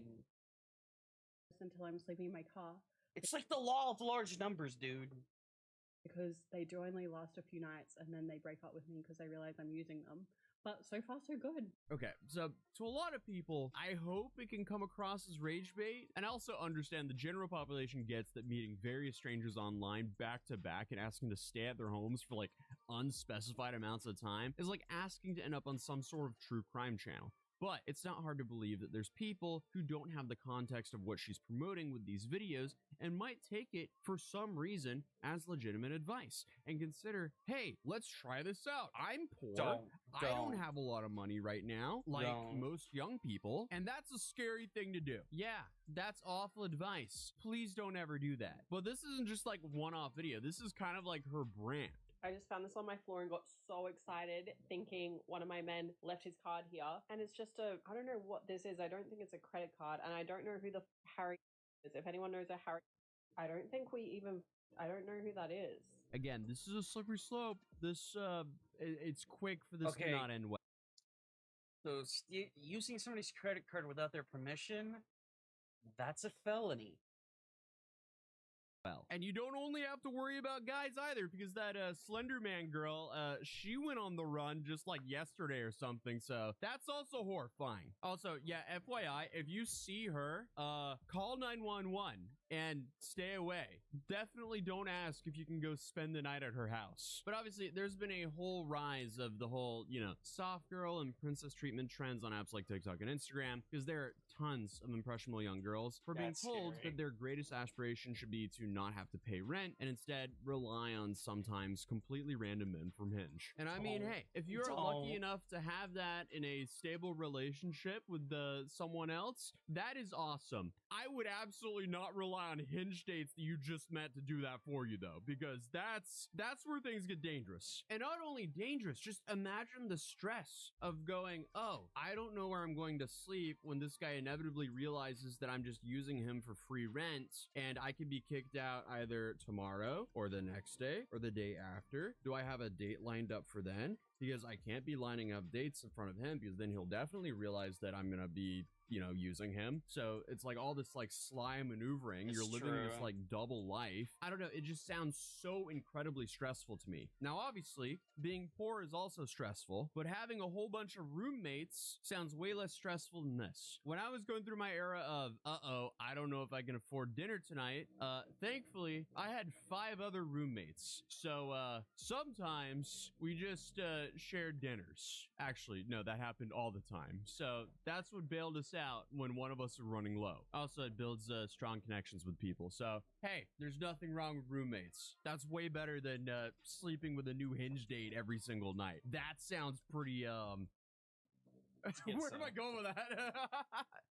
It's not what any father wants for their daughter. So I'll leave it there. Well, then there's also this flip side to it, because you're also telling a bunch of young men that girls are now prowling on dating apps with nothing on their list of desired traits and a partner except for, Does he have a couch for me to sleep on? Now, obviously, there are so many dudes who are just absolutely down for that. But Yeah, not so all many of down them would beds. have the best intentions in mind. It's just such a slippery slope to tell a bunch of women to be like, yeah, let's go on dating apps and let's manipulate a bunch of men to allowing them or allowing us to sleep on their sofas and then just string them along. That's gonna Such a suck. horrible and thing then to they'll say. carry that into the next person they meet with barriers up, and that's just not fair for anyone. And Emily has multiple videos using these polarizing topics to drive engagement, so I mean, if you manage to avoid one of them, don't worry, there's plenty more. Day 3 being homeless in LA, and Hinge is low-key drying up for me. I think I'm gonna give it quits. Everyone's kind of catching on to the fact that I'm homeless and being like, yeah, you're using me for a place to stay, blah, blah, blah. Anyway, I'm on my way to Rodeo. I heard that's where the rich guys are. This is such a scummy thing to do. This is like nasty behavior. This is what my mama would call a hoochie mama.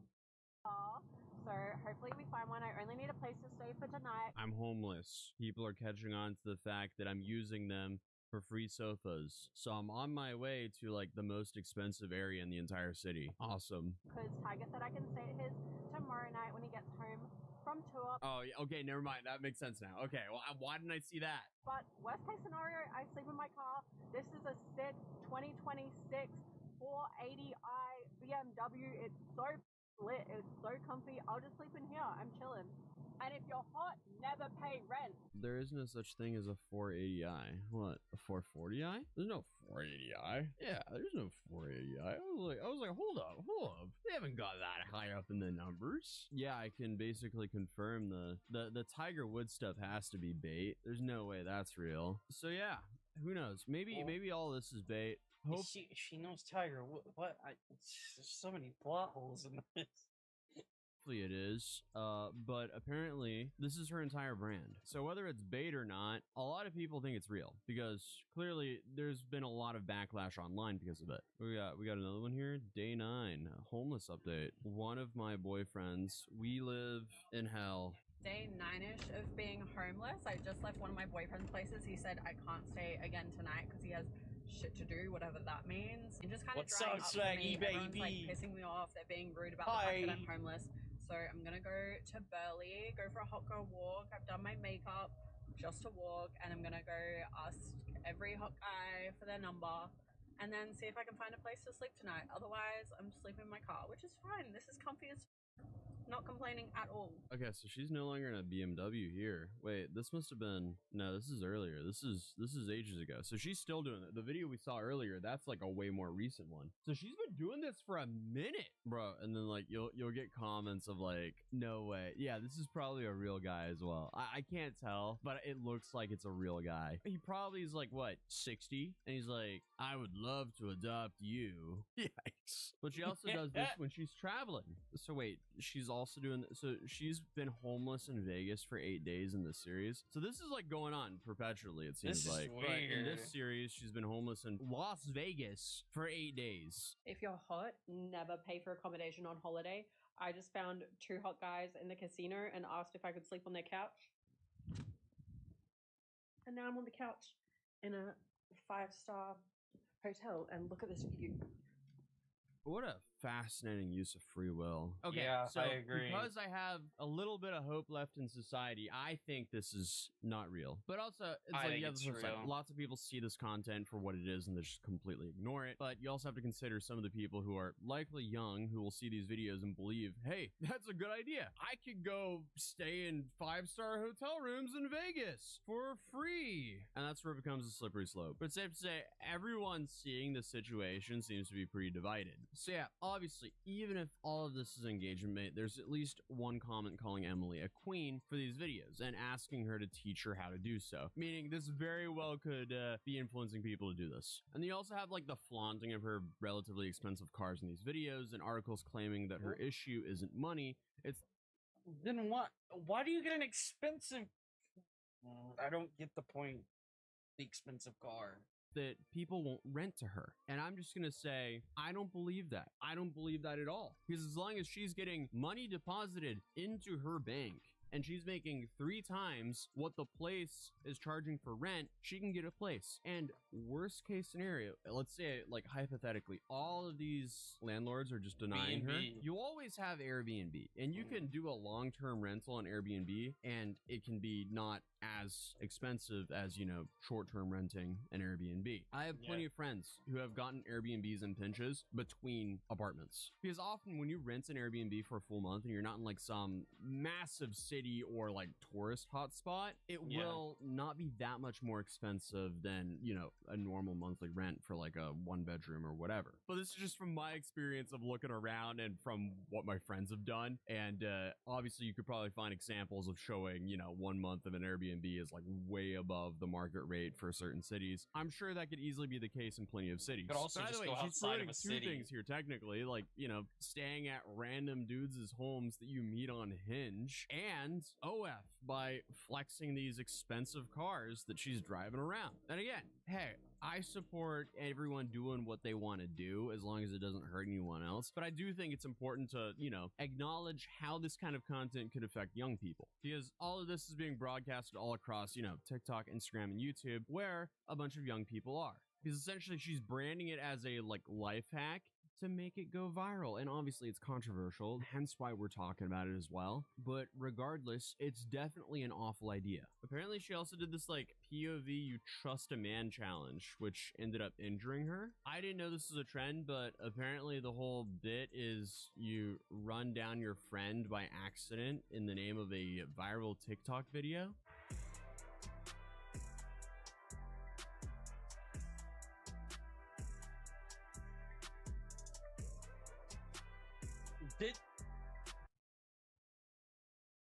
This is the easiest way to get killed. Nobody do this. Stop. Stop being stupid. The internet has poisoned us. But Emily claims that she was hit at the last second and fractured her ankle. And I'm not even going to get into whether she was hurt or not, but her follow-up content seemed to be, you know, business as usual. Even her waiting for the ambulance video is unconvincing, to put it lightly.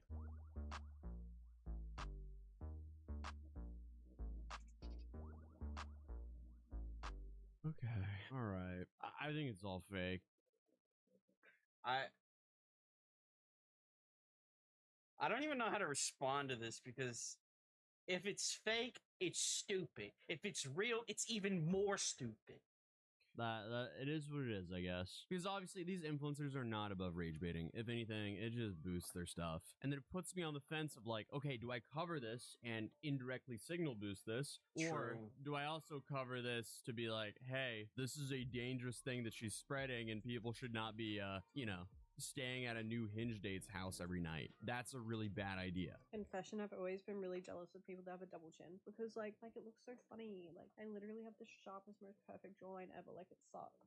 All right. Well, wish her the best of luck. Either way, Hope she gets a terrible double idea. chin. Hopefully you respect yourself enough to not do this. And if you're a dude, maybe you should be wary of it, because at the end of the day, you don't want to pick up a person that's going to be crashing and guilting you to sleep on your sofa when you're thinking you're going on a date. That's just not fair for anyone. I feel like I'm going in circles at this point. So hey, if you're new here, feel free to subscribe, drop a like if you enjoyed this video, and I'll see you guys in the next one. They just fired me, and the police are doing nothing. I lost my job. That was my only way to make money to pay my bills.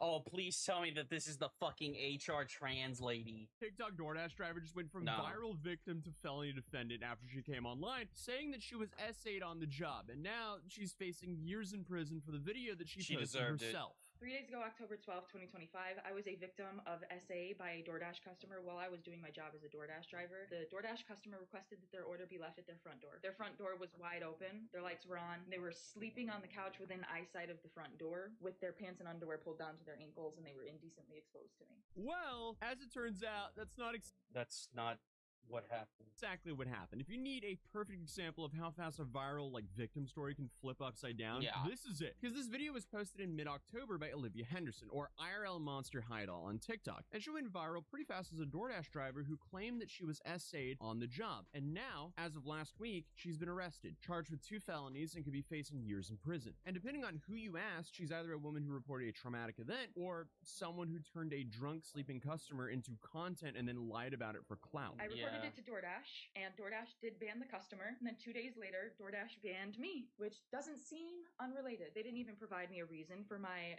deactivation. They're supposed to send an email, they didn't, and within 12 hours afterward, they had already denied my appeal. DoorDash deactivated me. DoorDash punished me for exposing my assaulter, and TikTok is currently punishing me for exposing my story time. I also reported this to the police, and the police are doing nothing. I was assaulted. I lost my job. I'm the victim.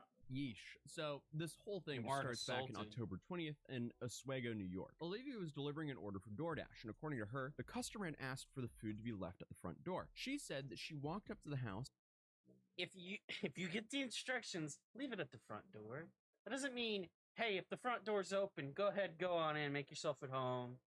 And found the front door wide open, lights on, and the customer lying on his couch with his pants and underwear pulled down to his ankles. She described him as fully exposed and said that she'd been put in danger simply by doing her job. Now, obviously, that's not an ideal situation to witness on the job, but it could also be explained as a guy who got super drunk, ordered some Wendy's, and then passed out before it got there. True. Not a great look, but I don't think it's illegal to do that. Especially, yeah, I mean, it sucks that it happened to him, but it's not the most abnormal thing for somebody to get plastered, want some fucking wings or some shit, and then pass out because they just overdid it. I mean, kind of sucks that he doesn't have a DoorDash anymore, but it's like, yeah, it's whatever. He can just get some Uber Eats or whatever.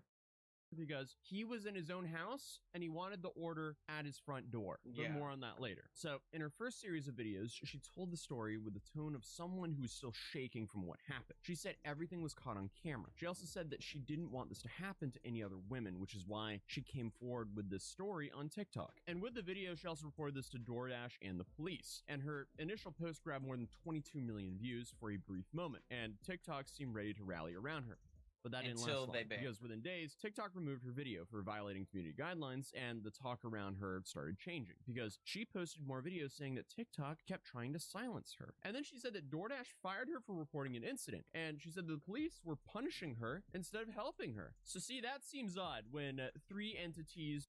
Okay, well, first off, the police can't do anything because you trespassed and you didn't get assaulted. You lied.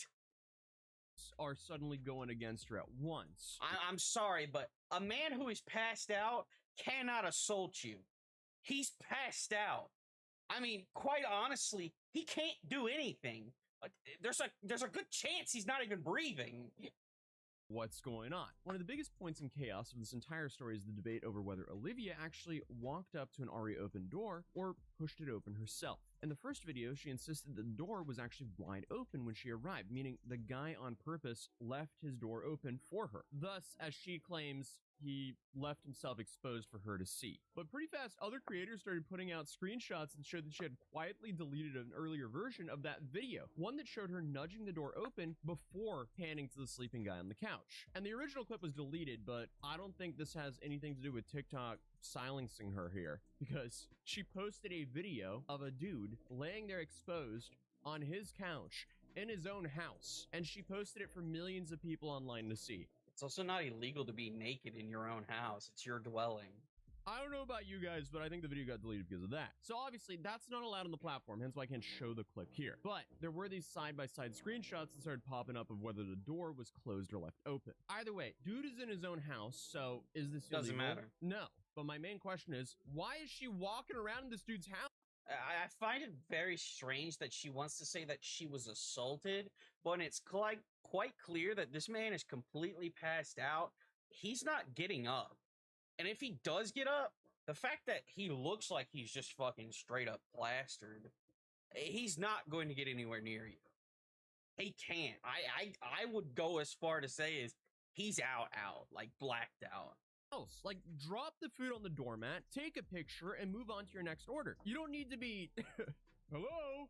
There's no reason to play Resident Evil in someone's house. This whole situation doesn't make sense whatsoever. Did she just use this as a ploy for attention? Yep. How is it hard to understand to not walk into someone's house and post a video of them laying naked on their couch to millions of people on the internet? That's It just makes so sense to me, unacceptable. but But I I think don't one of the reasons understand. this whole thing went so viral, other than the fact this girl's thought process is borderline crazy, is that no one could agree about the push door or was the door wide open. And I mean, I get why there's a hang up here, because if she actually, you know, pushed the door open to record a trespassing. guy just laying there in his house, Well, technically and it's then, breaking you know, and entering. turned herself into the victim, she's insane. And then we for sure No, actually, the difference is if she opened the door, it's breaking and entering.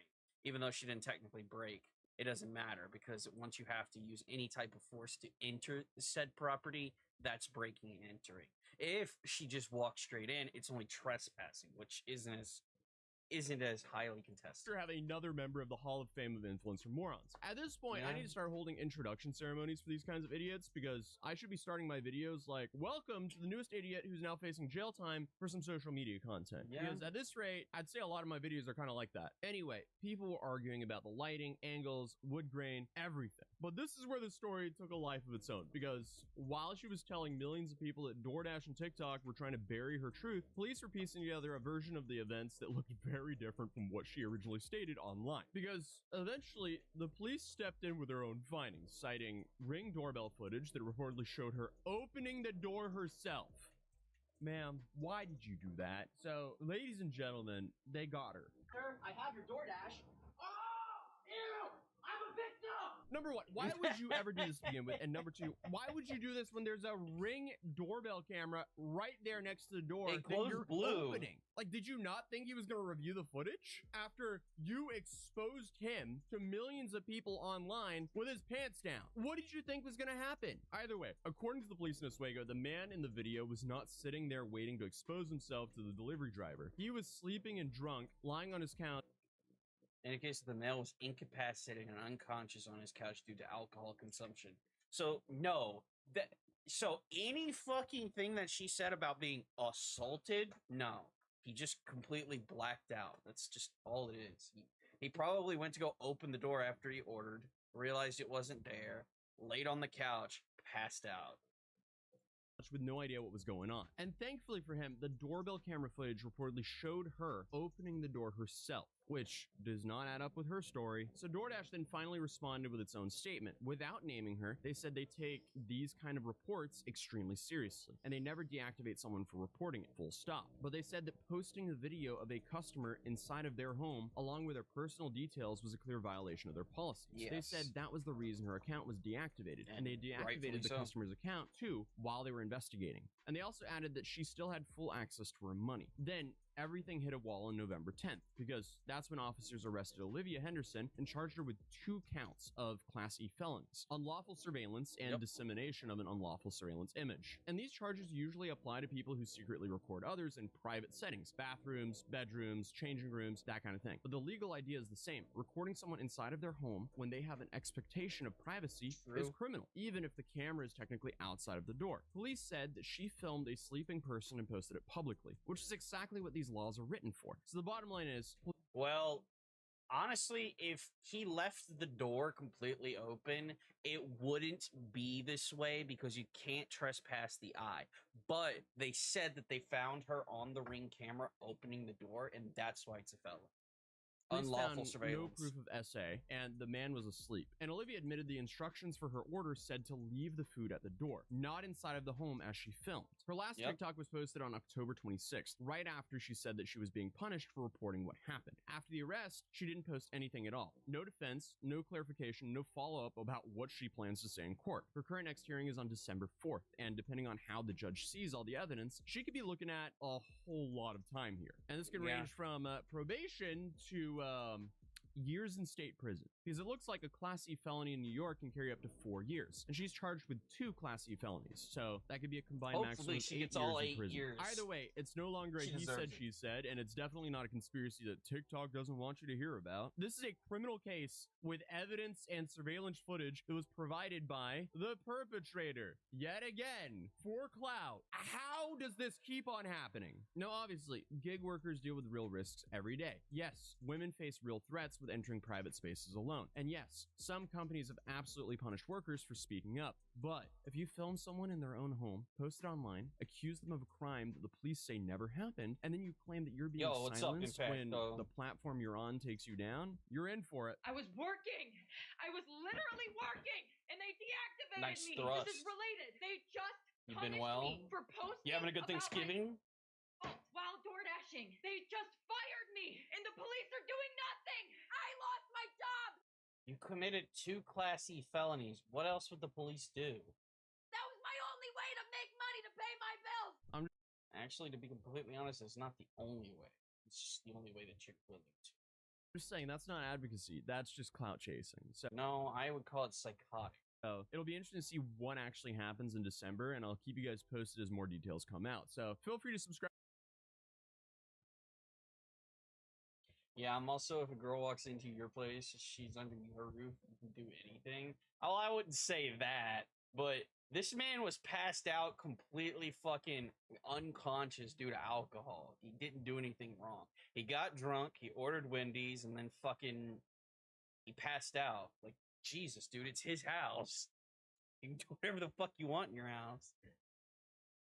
This TikTok mom influencer just got outed for lying about having stage 3 cancer for attention, even being convicted of fraud after allegedly starting her own GoFundMe for it. I said I had an illness, which was cancer. At this point, I feel like influencer stories are just getting wilder and wilder for every day that goes by. Because at this point, everyone knows when you have a large online following, people unfortunately will be watching your every move. But what happens when you gain a huge following built on being a wholesome mom with twins, and then it comes out years later that you actually lied about having cancer?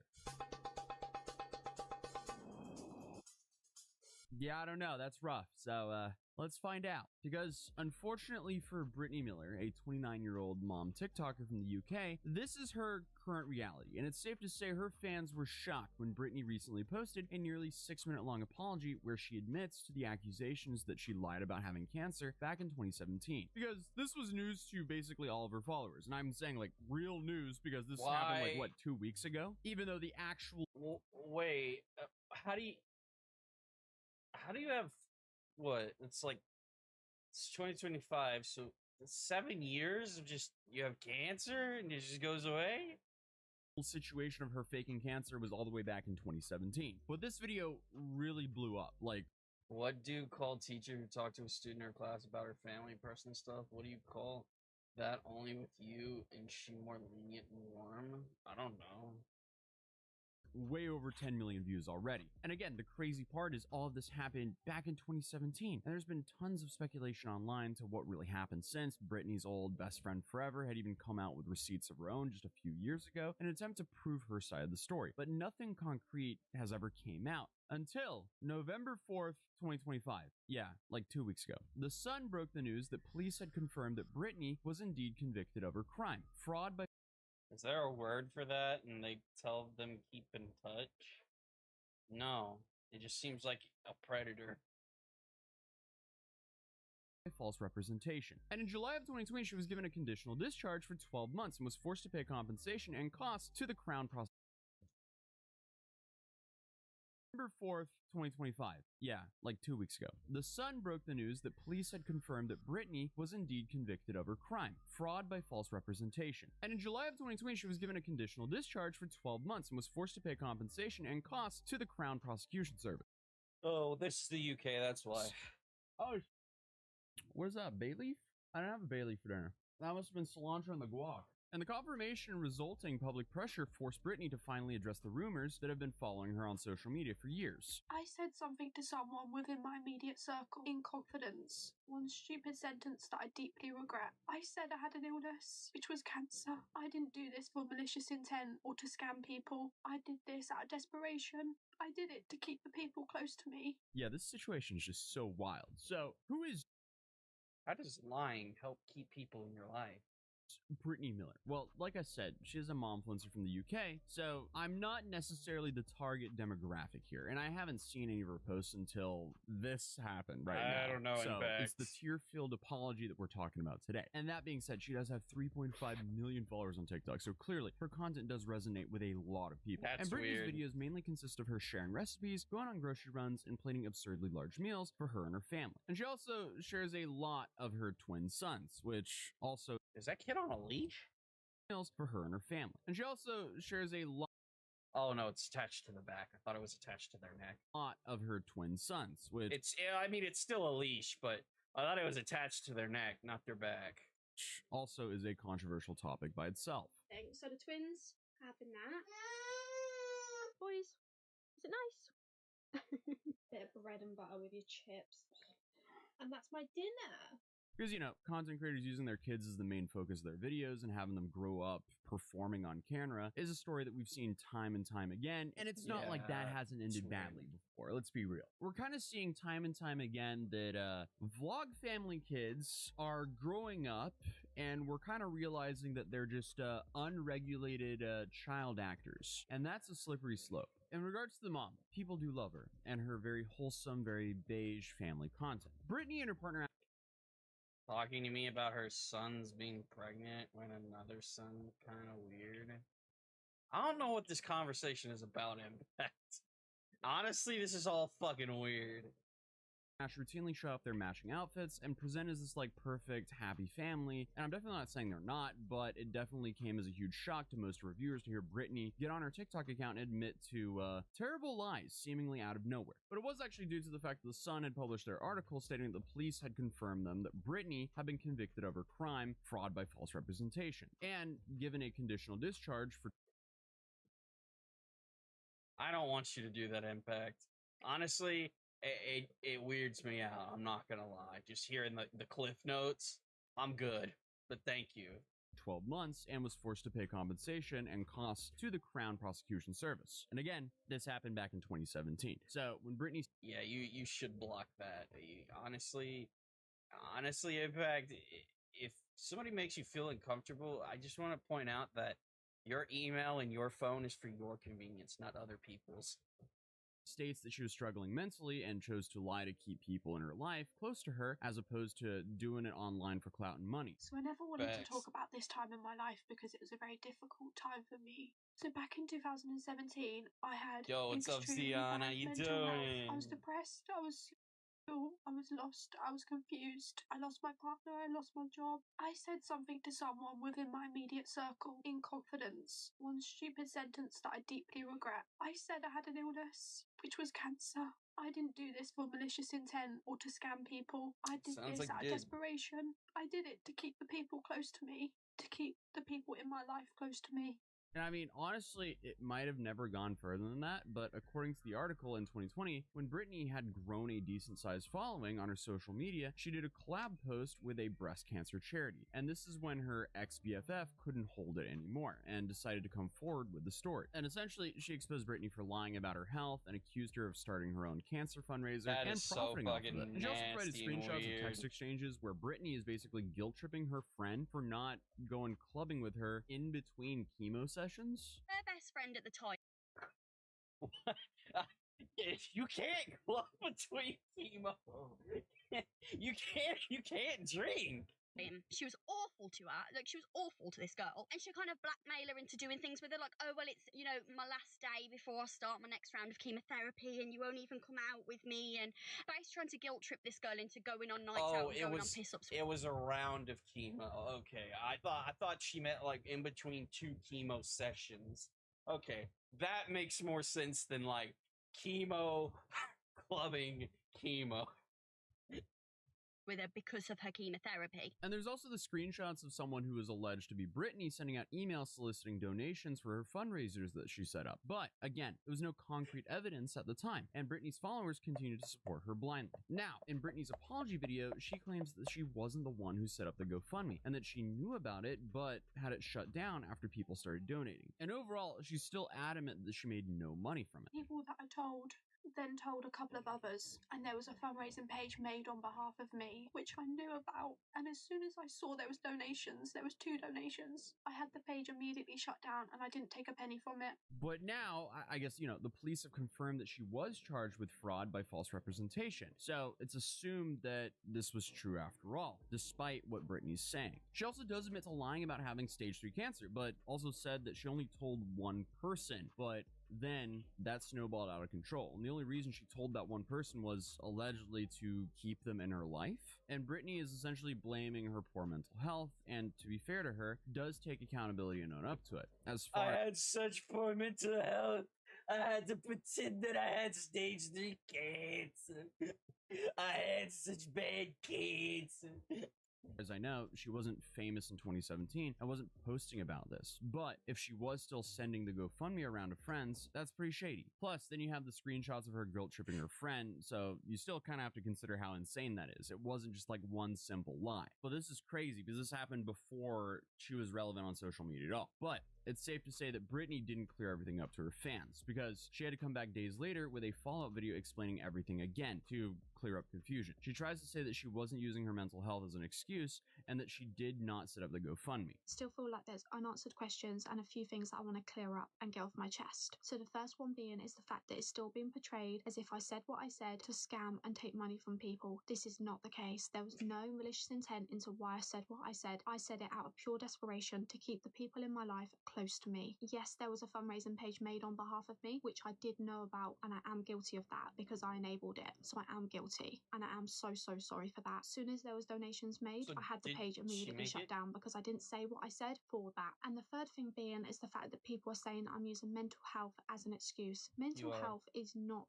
my excuse, but it's my reason. No one in their right frame of mind would come out and say that unless they had malicious intent. I said it because I wanted people around me. No one mentally well would do that. 9 years ago, there wasn't a huge mental health I agree, she's not mentally well, but I don't think that's the reason. awareness like there is today, and maybe I wouldn't have done what I did if there was. And here her tone in this video is very intense. It's different from the last one. It's a far cry, pun intended, from the tears just days before. But then she makes things so much worse by saying that, hey, maybe she wouldn't have lied if people were open with mental health online like she is. So is she trying to paint herself as the hero here? Oh, yeah. But this is like one of those ones where I kind of want to have sympathy for her because, hey, this happened all the way back in 2017. She wasn't famous then. If she came back and had accountability for it and was like, yeah, no, I seriously effed up and didn't do this, it would be easier to, sympathize a little bit for her. Because obviously, people make mistakes, some a lot bigger than others. But, the whole goal here is to learn from your mistakes and move on and be a decent human being in society and potentially a productive member in society. So like, again, you don't want to demonize people for their mistakes forever, and this happened back in 2017, so this is 8 years ago, but her coming back and making a second response like this, it's just not a good look. And it's not like she was really it scamming seems really weird. Like, if it was a genuine lapse in judgment, I feel like you would just say, I'm so sorry, I made a mistake, I was going through something and wanted to keep somebody in my life. And then you just drop it, leave it. I feel like if you start fucking responding to like people who are like, you're just using it, it's like, okay, it seems like you're trying to defend yourself, right? fans here because she didn't really have an audience back then. At least that's my understanding of the situation. Impacto. My understanding is this was just kind of like a local news story, and I guess like Facebook groups or so on started donating to this alleged GoFundMe. But unfortunately for Brittany, this isn't the first time she's had. Well, wait, go back. The situation. My understanding is this was just kind of like a local news story, and I guess like Facebook groups or so on started donating to this alleged GoFundMe. But unfortunately for Brittany, Like a this local isn't the news first story. time she's had to deal with the internet's I thought she told the local backlash, to put it news. lightly, because she's already had viewers called CPS on her back in July, and she came online to address the viewers again, getting teary-eyed. Someone made an obviously anonymous because you're a pussy, report to social services about me and how I am as a mum, accusing me of child abuse, accusing me of lots of things actually, like a long list. So I got questioned about everything. But bringing my children into it is ludicrous. Like, why would you want to do that to them? Like, innocent babies, why would you want to do that to them? Like, do what you want to me, whatever. But to them, Look, okay. What she did was horrible. She's a shitty person. Like, calling CPS is like you're crossing the line into just it's basically like swatting, but for the children. Innocent children who are clearly very happy and healthy babies. That's crazy. That's actually crazy. Like, you're an actual weirdo. Like, you're an actual loser. And I understand why she's distraught. Of course, no one wants CPS called on them. Yeah. But she essentially goes on to call her audience of the few members who called CPS on her weirdos for involving her children. And They I are weird. absolutely do not condone any of that kind of behavior. Swatting, CPS, all of that unacceptable. But unfortunately, this is one of the risks that can happen when your do this kids shit. is a main focal point of your content. But Brittany continued posting on TikTok like nothing's ever happened. And it doesn't even seem like she's lost too many followers either. So this was just, I guess, like a content break. You went from mukbangs to whoops, I'm sorry for faking cancer, to back to mukbangs again. And regular programming will continue. That's what it seems like, at least. So Back to definitely your an regular interesting scheduled story that programming. happened. It happened, what, 7, 8 years ago? At this point, 8 years ago. 2017 is 8 years ago. I feel old. I feel Yeah. ancient. How is that? Oh man, I'm like thinking back, and I'm like, the stories I was covering back in 2017 were still pretty insane. So it's not like things have gotten too much worse, because they were insane back. No, actually, no, they've probably gotten worse. But I was They've still gotten way covering worse. insane stuff back in 2017. Either way, I feel old now. She responded poorly to this, but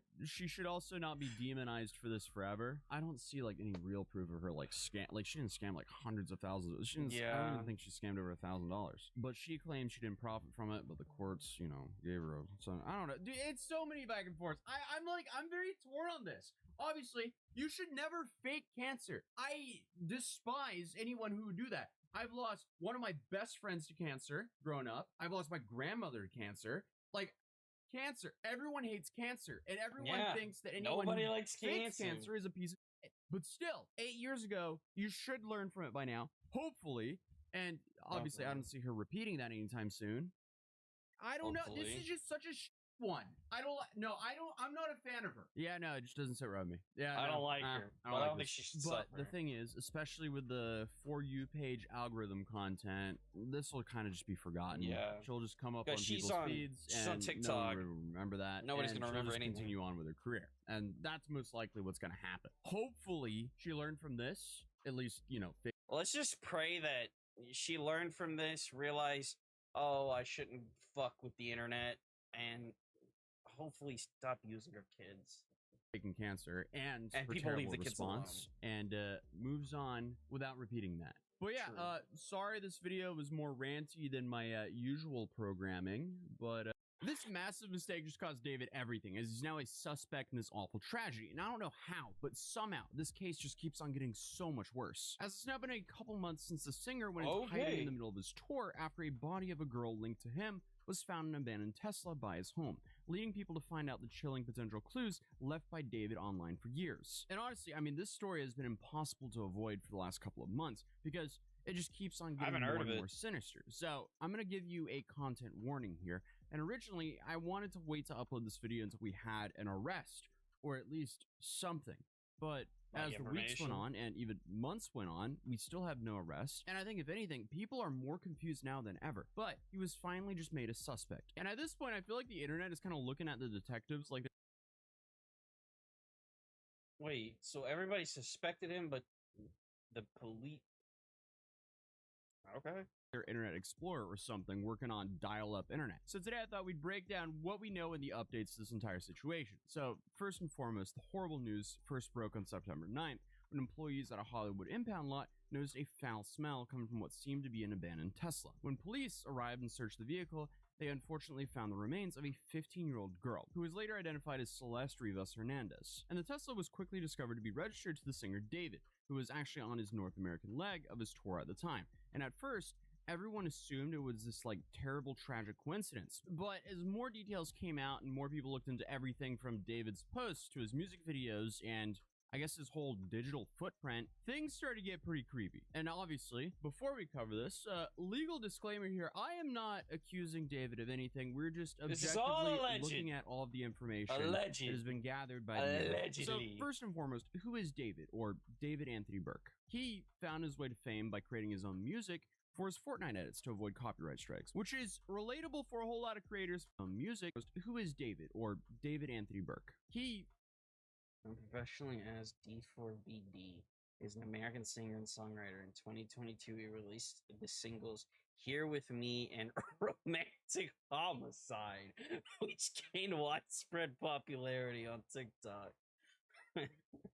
That second song doesn't bode well. Found his way to fame by creating his own music for his Fortnite edits to avoid copyright strikes, which is relatable for a whole lot of creators because anyone who uploads to youtube.com quickly realizes if you don't own the music or have the license to use that music, you're going to get claimed very quickly. Yep. But this turned into a blessing for him because he started putting out a bunch of music on SoundCloud and other social media platforms, and eventually having one of his songs titled Romantic Homicide go viral on TikTok in 2022. And I mean, just by the title of the song, there's some similarities here between this and YNW Melly, because it's very unfortunate that, you know, he may be a suspect in a homicide case now with his hit song being Romantic Homicide. Obviously, the big difference here is Melly was found guilty, but he had a hit song called Murder on My Mind, which is very unfortunate when you're on trial for a double homicide. But, you know, back to the topic, the title of his hit song, Romantic Homicide, is It's quite just chilling when you weird. consider what's currently going on.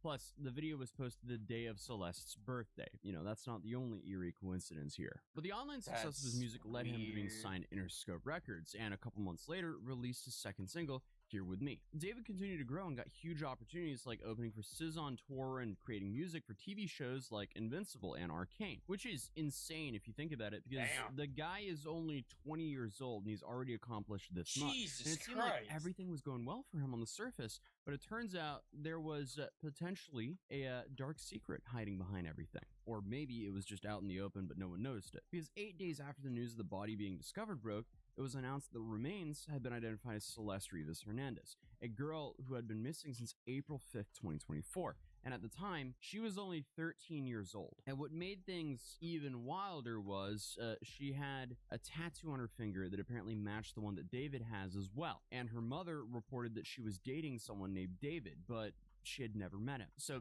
suddenly, there were a lot more signs pointing to David That's than anyone weird. originally thought. So the internet sleuths started combing through Discord messages, live streams, tweets, and even his lyrics, looking for more evidence of their alleged connections. And it's safe to say, they found a whole lot. Because apart from the already mentioned song title, Romantic Homicide, which was coupled with a equally concerning music video where he ends the life of a girl who suspiciously looks a whole lot like Celeste, while singing the lyrics like, in the back of my mind, I killed you and I didn't even regret it. I don't know how much more blatant it can get than that. Let's say it's still a coincidence, but there's still a whole lot of other concerning stuff You know- that might have happened to Celeste in his music and his digital footprint in general. Because just another video titled One More Dance, where the premise is literally another Wait a second. She was 15 when she was found.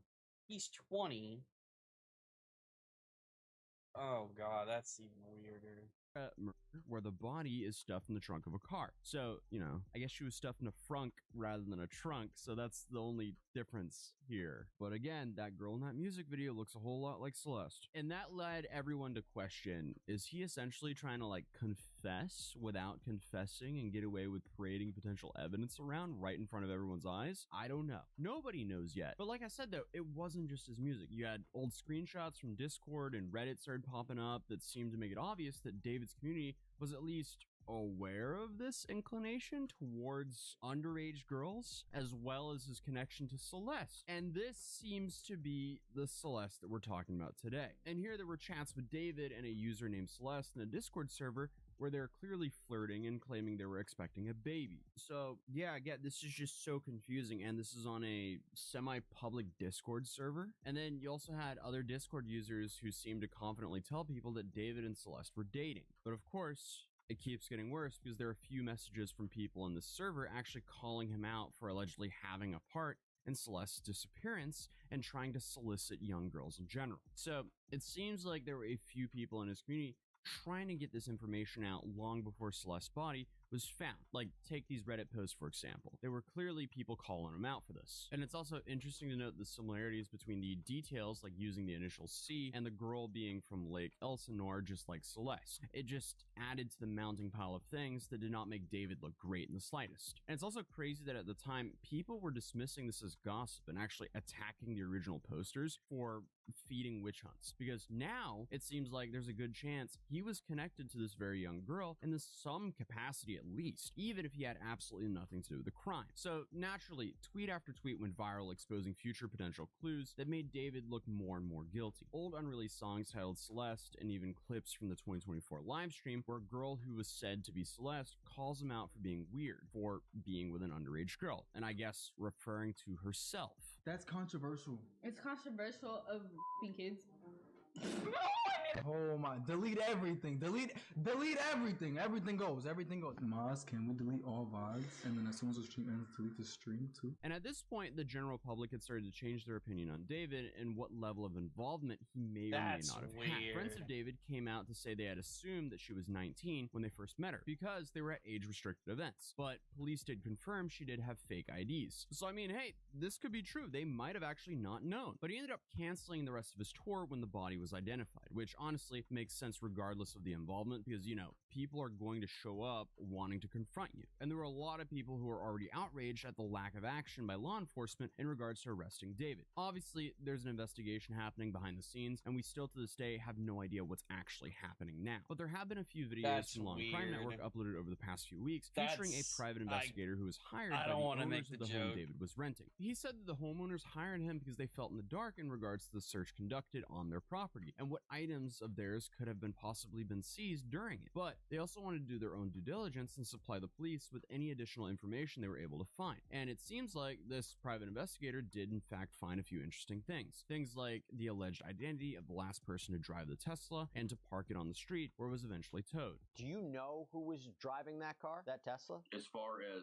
what we believe is the final parking spot where it was towed from, yes. Now obviously, he doesn't disclose this information, but he's saying confidently that he knows who parked that Tesla, which is a potentially huge piece to this case. He also states that through social media, people in David's orbit began to come out of the woodwork to supply him with photo and video evidence, with him finding photos showing Celeste alive on January 2nd, 2025, months after she was last spotted on surveillance cameras running away from home. Tremendous amount of people have come to me, and I've learned a lot. Now, a lot of it's circumstantial, right? But there are people that are directly in his orbit, and there are people that have a lot of photos and videos from inside the home itself. So we can put people at certain dates and times at the house. This is so fucking weird. So is he pedophile too? The last photo that we have of Celeste is January 2nd, 2025. So allegedly, there's proof that she was with David. But again, he has to be vague due to the nature of this investigation right now. But he also hints to more evidence.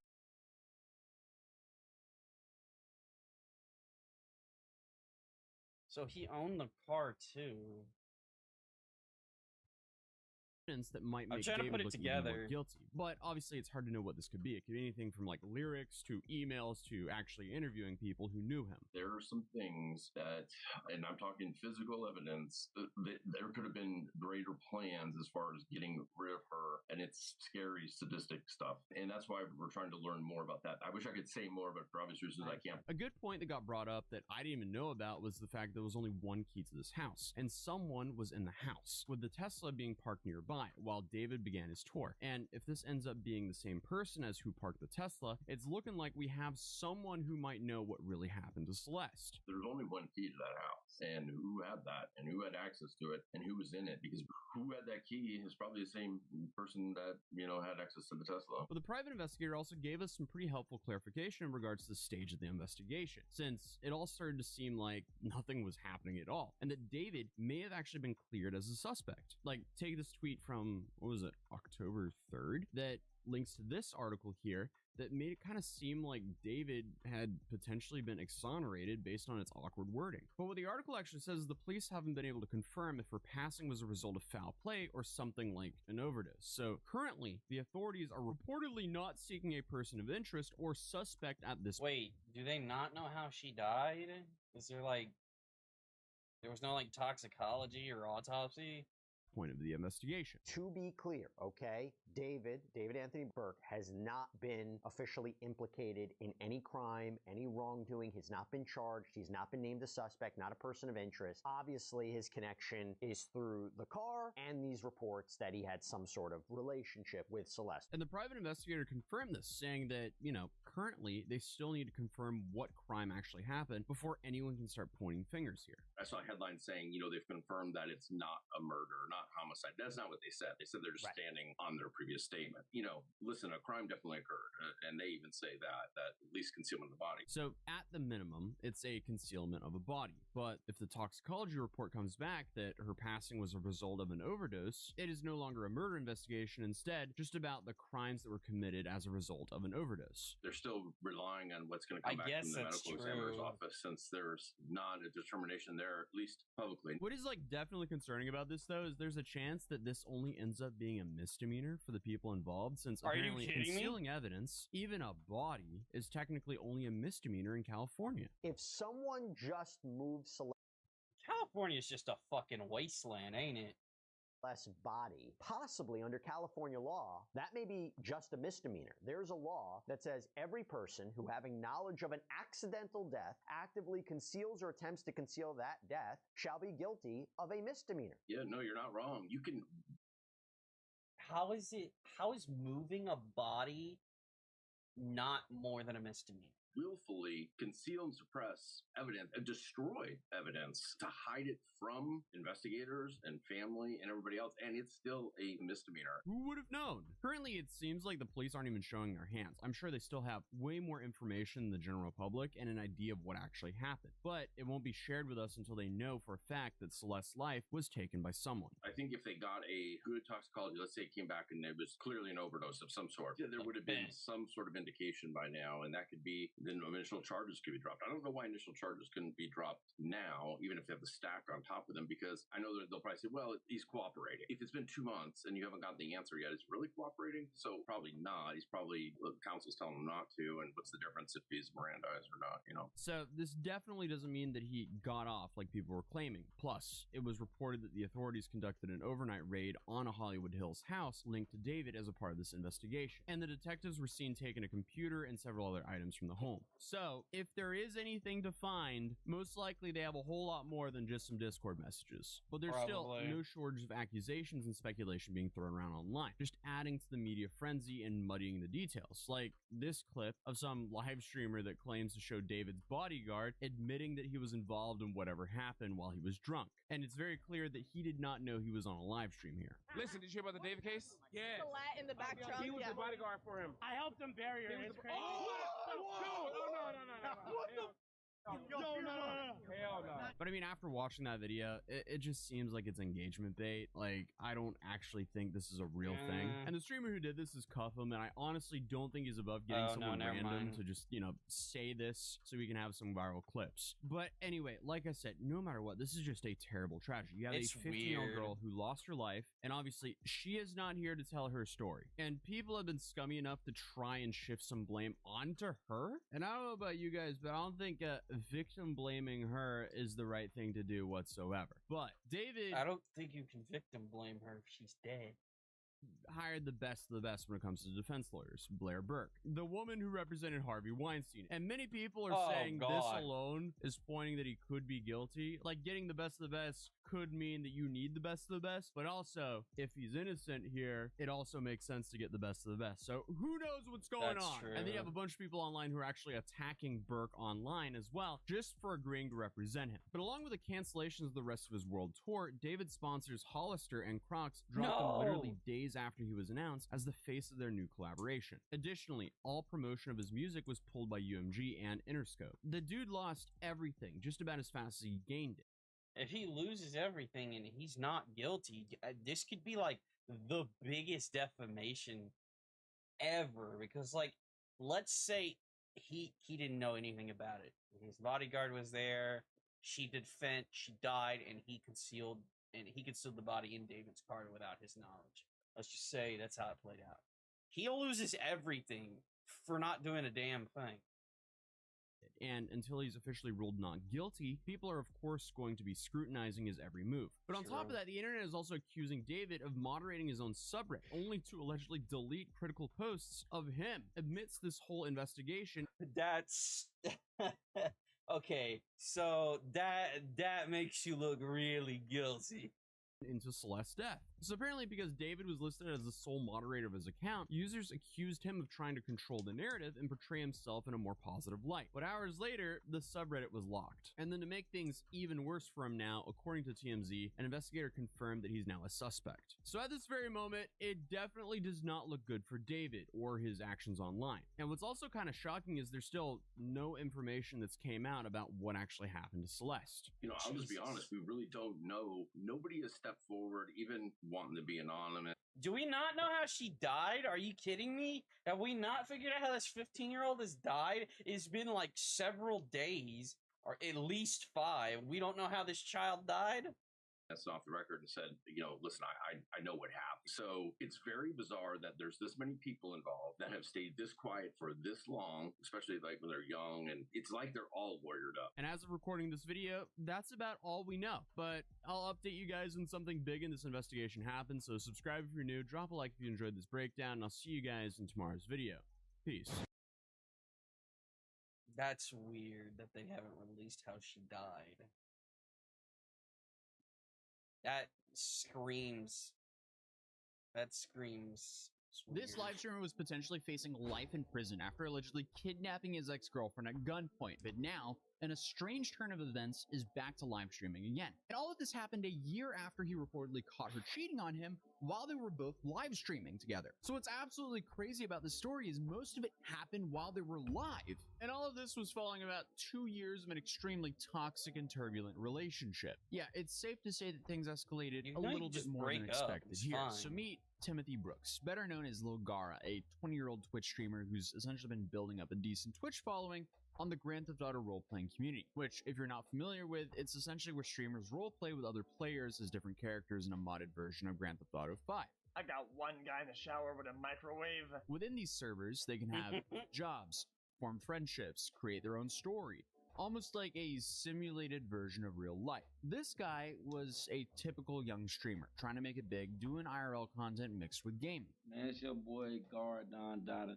With his primary focus always being on his GTA 5 role-playing content, until he became infamous for all the wrong reasons. And I mean, this whole situation is just a perfect example of how toxic relationships can spiral completely out of control when you add the social media factor into the mix. Now, to fully understand the story, we need to go back in time to April 2024, when Gara and his girlfriend decided to stream an IRL date at a local restaurant. It was just a normal couple's night out, other than the fact that they were broadcasting it live to their Twitch viewers. They started by ordering drinks and then browsing the menu. You know, typical things you would do at a restaurant. And this is where things went completely off the rails, because as soon as he got a hold of her phone, he started scrolling through it. And you can watch his face visibly change in real time as he discovers something.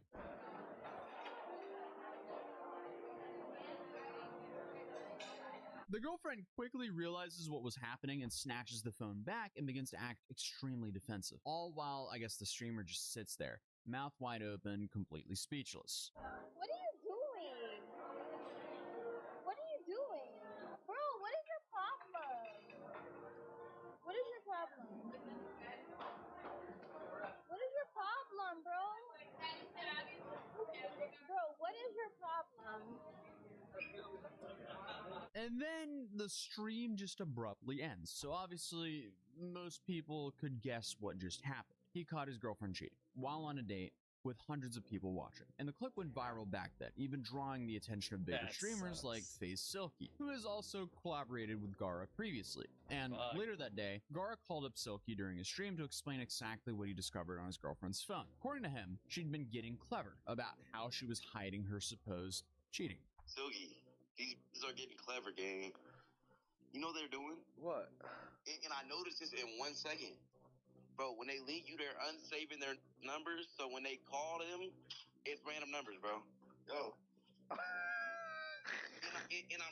I'm looking at it, and I'm looking at every in her, and I'm looking at.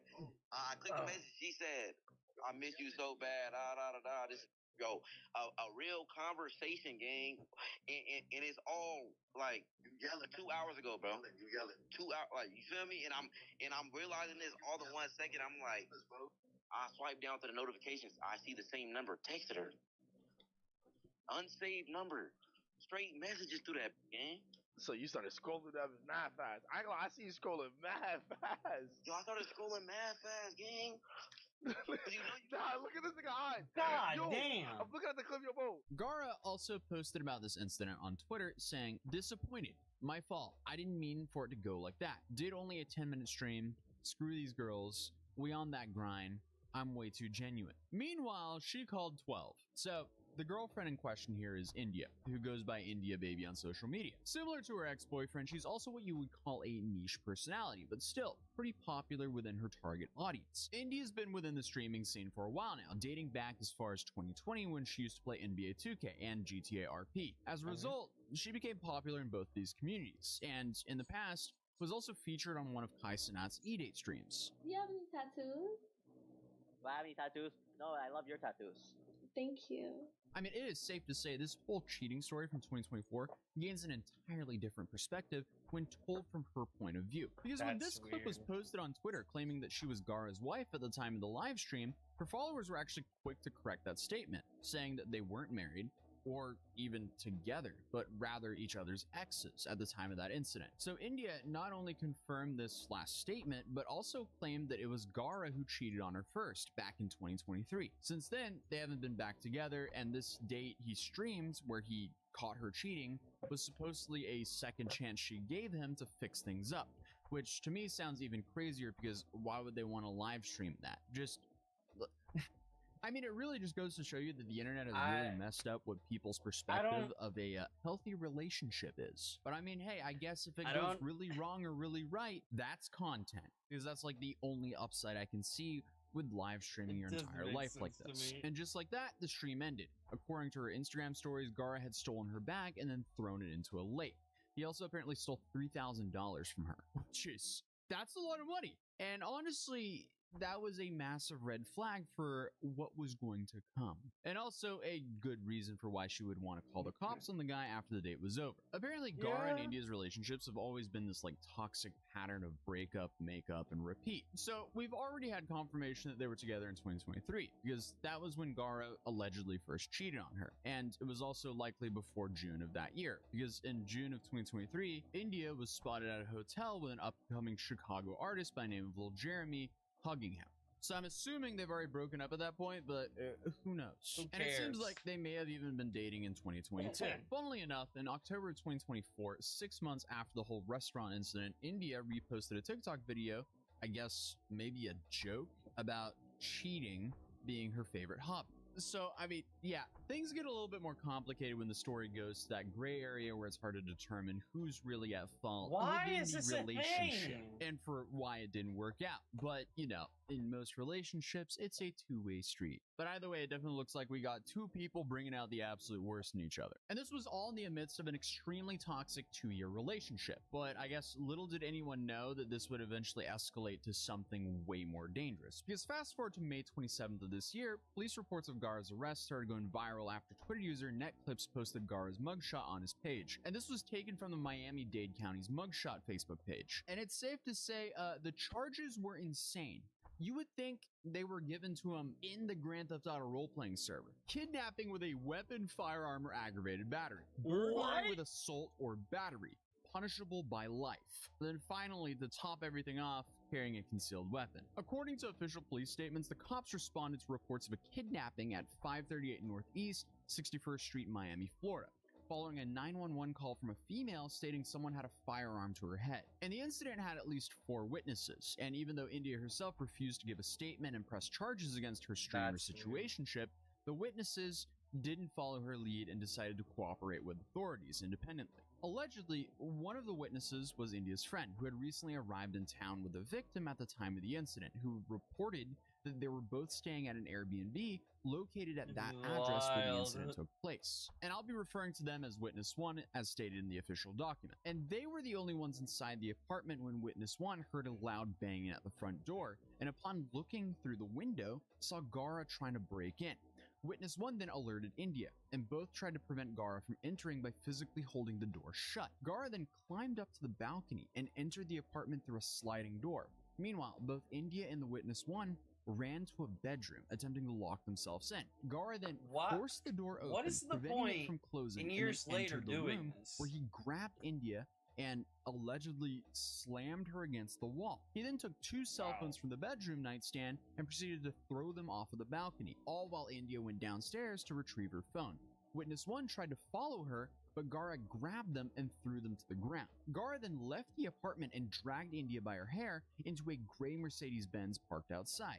He then drove away from the scene with a woman inside, and at the traffic signs located at Biscayne Boulevard and Northeast 61st Street, India managed to jump out of the car for a moment before Gara pulled her back into the car and fled this guy is southbound on straight Biscayne up going Boulevard on GTA Northeast on him. 61st Street. Approximately 1 hour and 40 minutes after the incident, a 911 call was received regarding a suspicious vehicle located in the alleyway on Northeast 16th Street. The vehicle description matched Gara's Mercedes, and that was how the police located the streamer. So after the news of Gara's arrest broke, India posted on her Instagram story addressing what had happened. She said, "I'm back. Thank you everyone who checked up on me while I went through something very traumatic, which almost caused me to lose my life. Story time tomorrow on stream. I love you." Of course. However, at the time of the video, she has not shared her whole side of the story publicly yet. So now, a lot has happened since I recorded the first part of this video, and honestly, this entire story has just taken some pretty wild turns that I honestly did not even expect. So first off, India finally came back to streaming after being away for nearly 2 months. I was curious to see if she would finally give us her full side of the story, especially after everything went down. But in her comeback stream, she didn't even really deep dive into what happened at all. She almost brings up the topic. You can tell she's thinking about it, but she doesn't elaborate much beyond the surface level. All she talks about is this hiatus of hers that lasted about 2 months because of her being depressed, going to therapy, and having nightmares. I wonder why, but who knows? No shit, you got kidnapped and skull drug by an ex-boyfriend. Knows, I guess. She says she's now feeling better. It was fake. No, I just went through some stuff and she's very pretty. basically I started like therapy, and so I've been in therapy. I've been trying to get myself together. I've been trying to get my head together. I've been trying to I've just been depressed. So. Oh, this is a mirror. I thought the room like that. I was like, what the fuck? This is a weird looking room. So, yeah, I literally just cut it. My hair grew a lot for the past 2 months. But yeah, it was just a lot. I was just going through depression. I was going through so much stuff. Literally every day I would go to sleep and I would wake up to a nightmare. All of my nightmares have been I've just been having nightmares every day, and I my don't nightmares blame are you. always I'm gonna get shot. I don't know if y'all know, but I almost lost my life. I don't really want to talk about it, but I've just been having a lot of nightmares, and so I started therapy. My mom put me to therapy, and I just needed some time to myself. And after that, the stream just proceeded into her usual Grand Theft Auto content. The fact their relationship was this weird cycle of breaking up and getting back together, and then it suddenly escalated to this is pretty Weird. insane. It's not something you hear every day, to put it lightly. And what makes this all so much dumber is the fact that so much of this was live streamed for the entire internet to see, and still it escalated to this. Now for Gara, What? I want to know, did he stream right before this? Because there's no way this guy fucking booted up a stream, did his Grand Theft Auto thing, and then went, you know what? I'm gonna go Grand Theft Auto for real. he was released, and he made his first public Twitter statement about the situation on Twitter on June 12th, 2025. In it, he mentions that he was charged with very serious offenses and having to sit in jail for weeks. But after numerous conversations between him and his lawyer, it was decided that there was no reasonable likelihood of conviction, and therefore the state made a decision to not file criminal charges. He claims all the charges were dropped, and all the claims and statements made to the public by other parties were 100% false as an attempt to ruin his public image and life. Then on top of that, he's also apparently suing Miami police, especially for forcing max charges when told not to do so by the detectives themselves. In a statement, he says that it was a life-changing experience, not knowing whether he would come home to see his family, damaging thoughts of his career being over, and then, you know, a lot of other hardships during this time. He was also looking forward to getting back to work and streaming, providing great content to his followers, putting an end to all the lies and rumors being spread about his name. And that's what he did, because on his comeback stream on June 24th, 2025, when someone in his chat asked about when Gara thought he would be able to tell what happened, he gave us more details about his POV after the incident. Damn, there's just so much playing in my mind right now. Oh, so he did go back to live stream. it's so much I want to say, and it's just coming out at one time. When do you think you'll be able to tell what happened? I ain't gonna lie, chat. So look, right now, as of June 24th, all of my charges are dropped. But I'm getting threatened, chat. If I get locked up and they try to stick, you feel me? They try to, you know what I'm saying? For real, that's crazy. It is what it is. I love you, but I would rather ruin your life than be miserable because I love you but can't be with you. The fuck? That's how you live in? Gang, this is what I'm dealing with. If I get locked up, we ride. You understand? We fight, yo. We cannot let these demons, you know what I'm saying, do this to us, bro. Y'all see what I was dealing with? You understand? I'm just in a bad situation, bro. Like I can't do nothing. And is his name Tim? What is Lil Gara? Oh no, his name is Tim. It's Timothy. I like Timothy. That's a good name. And I learned my lesson, bro. Like, you know what I'm saying? I learned my lesson, but I also refuse to be silent. But I will also not say anything to my case. You understand that? Like, what I'm showing y'all isn't my case. This is just the type of person, this down the third, like this crazy person. You know what I'm saying? How you got a case if the charges drop? Because you can still reopen, she can still reopen the case, bro. She been threatening me.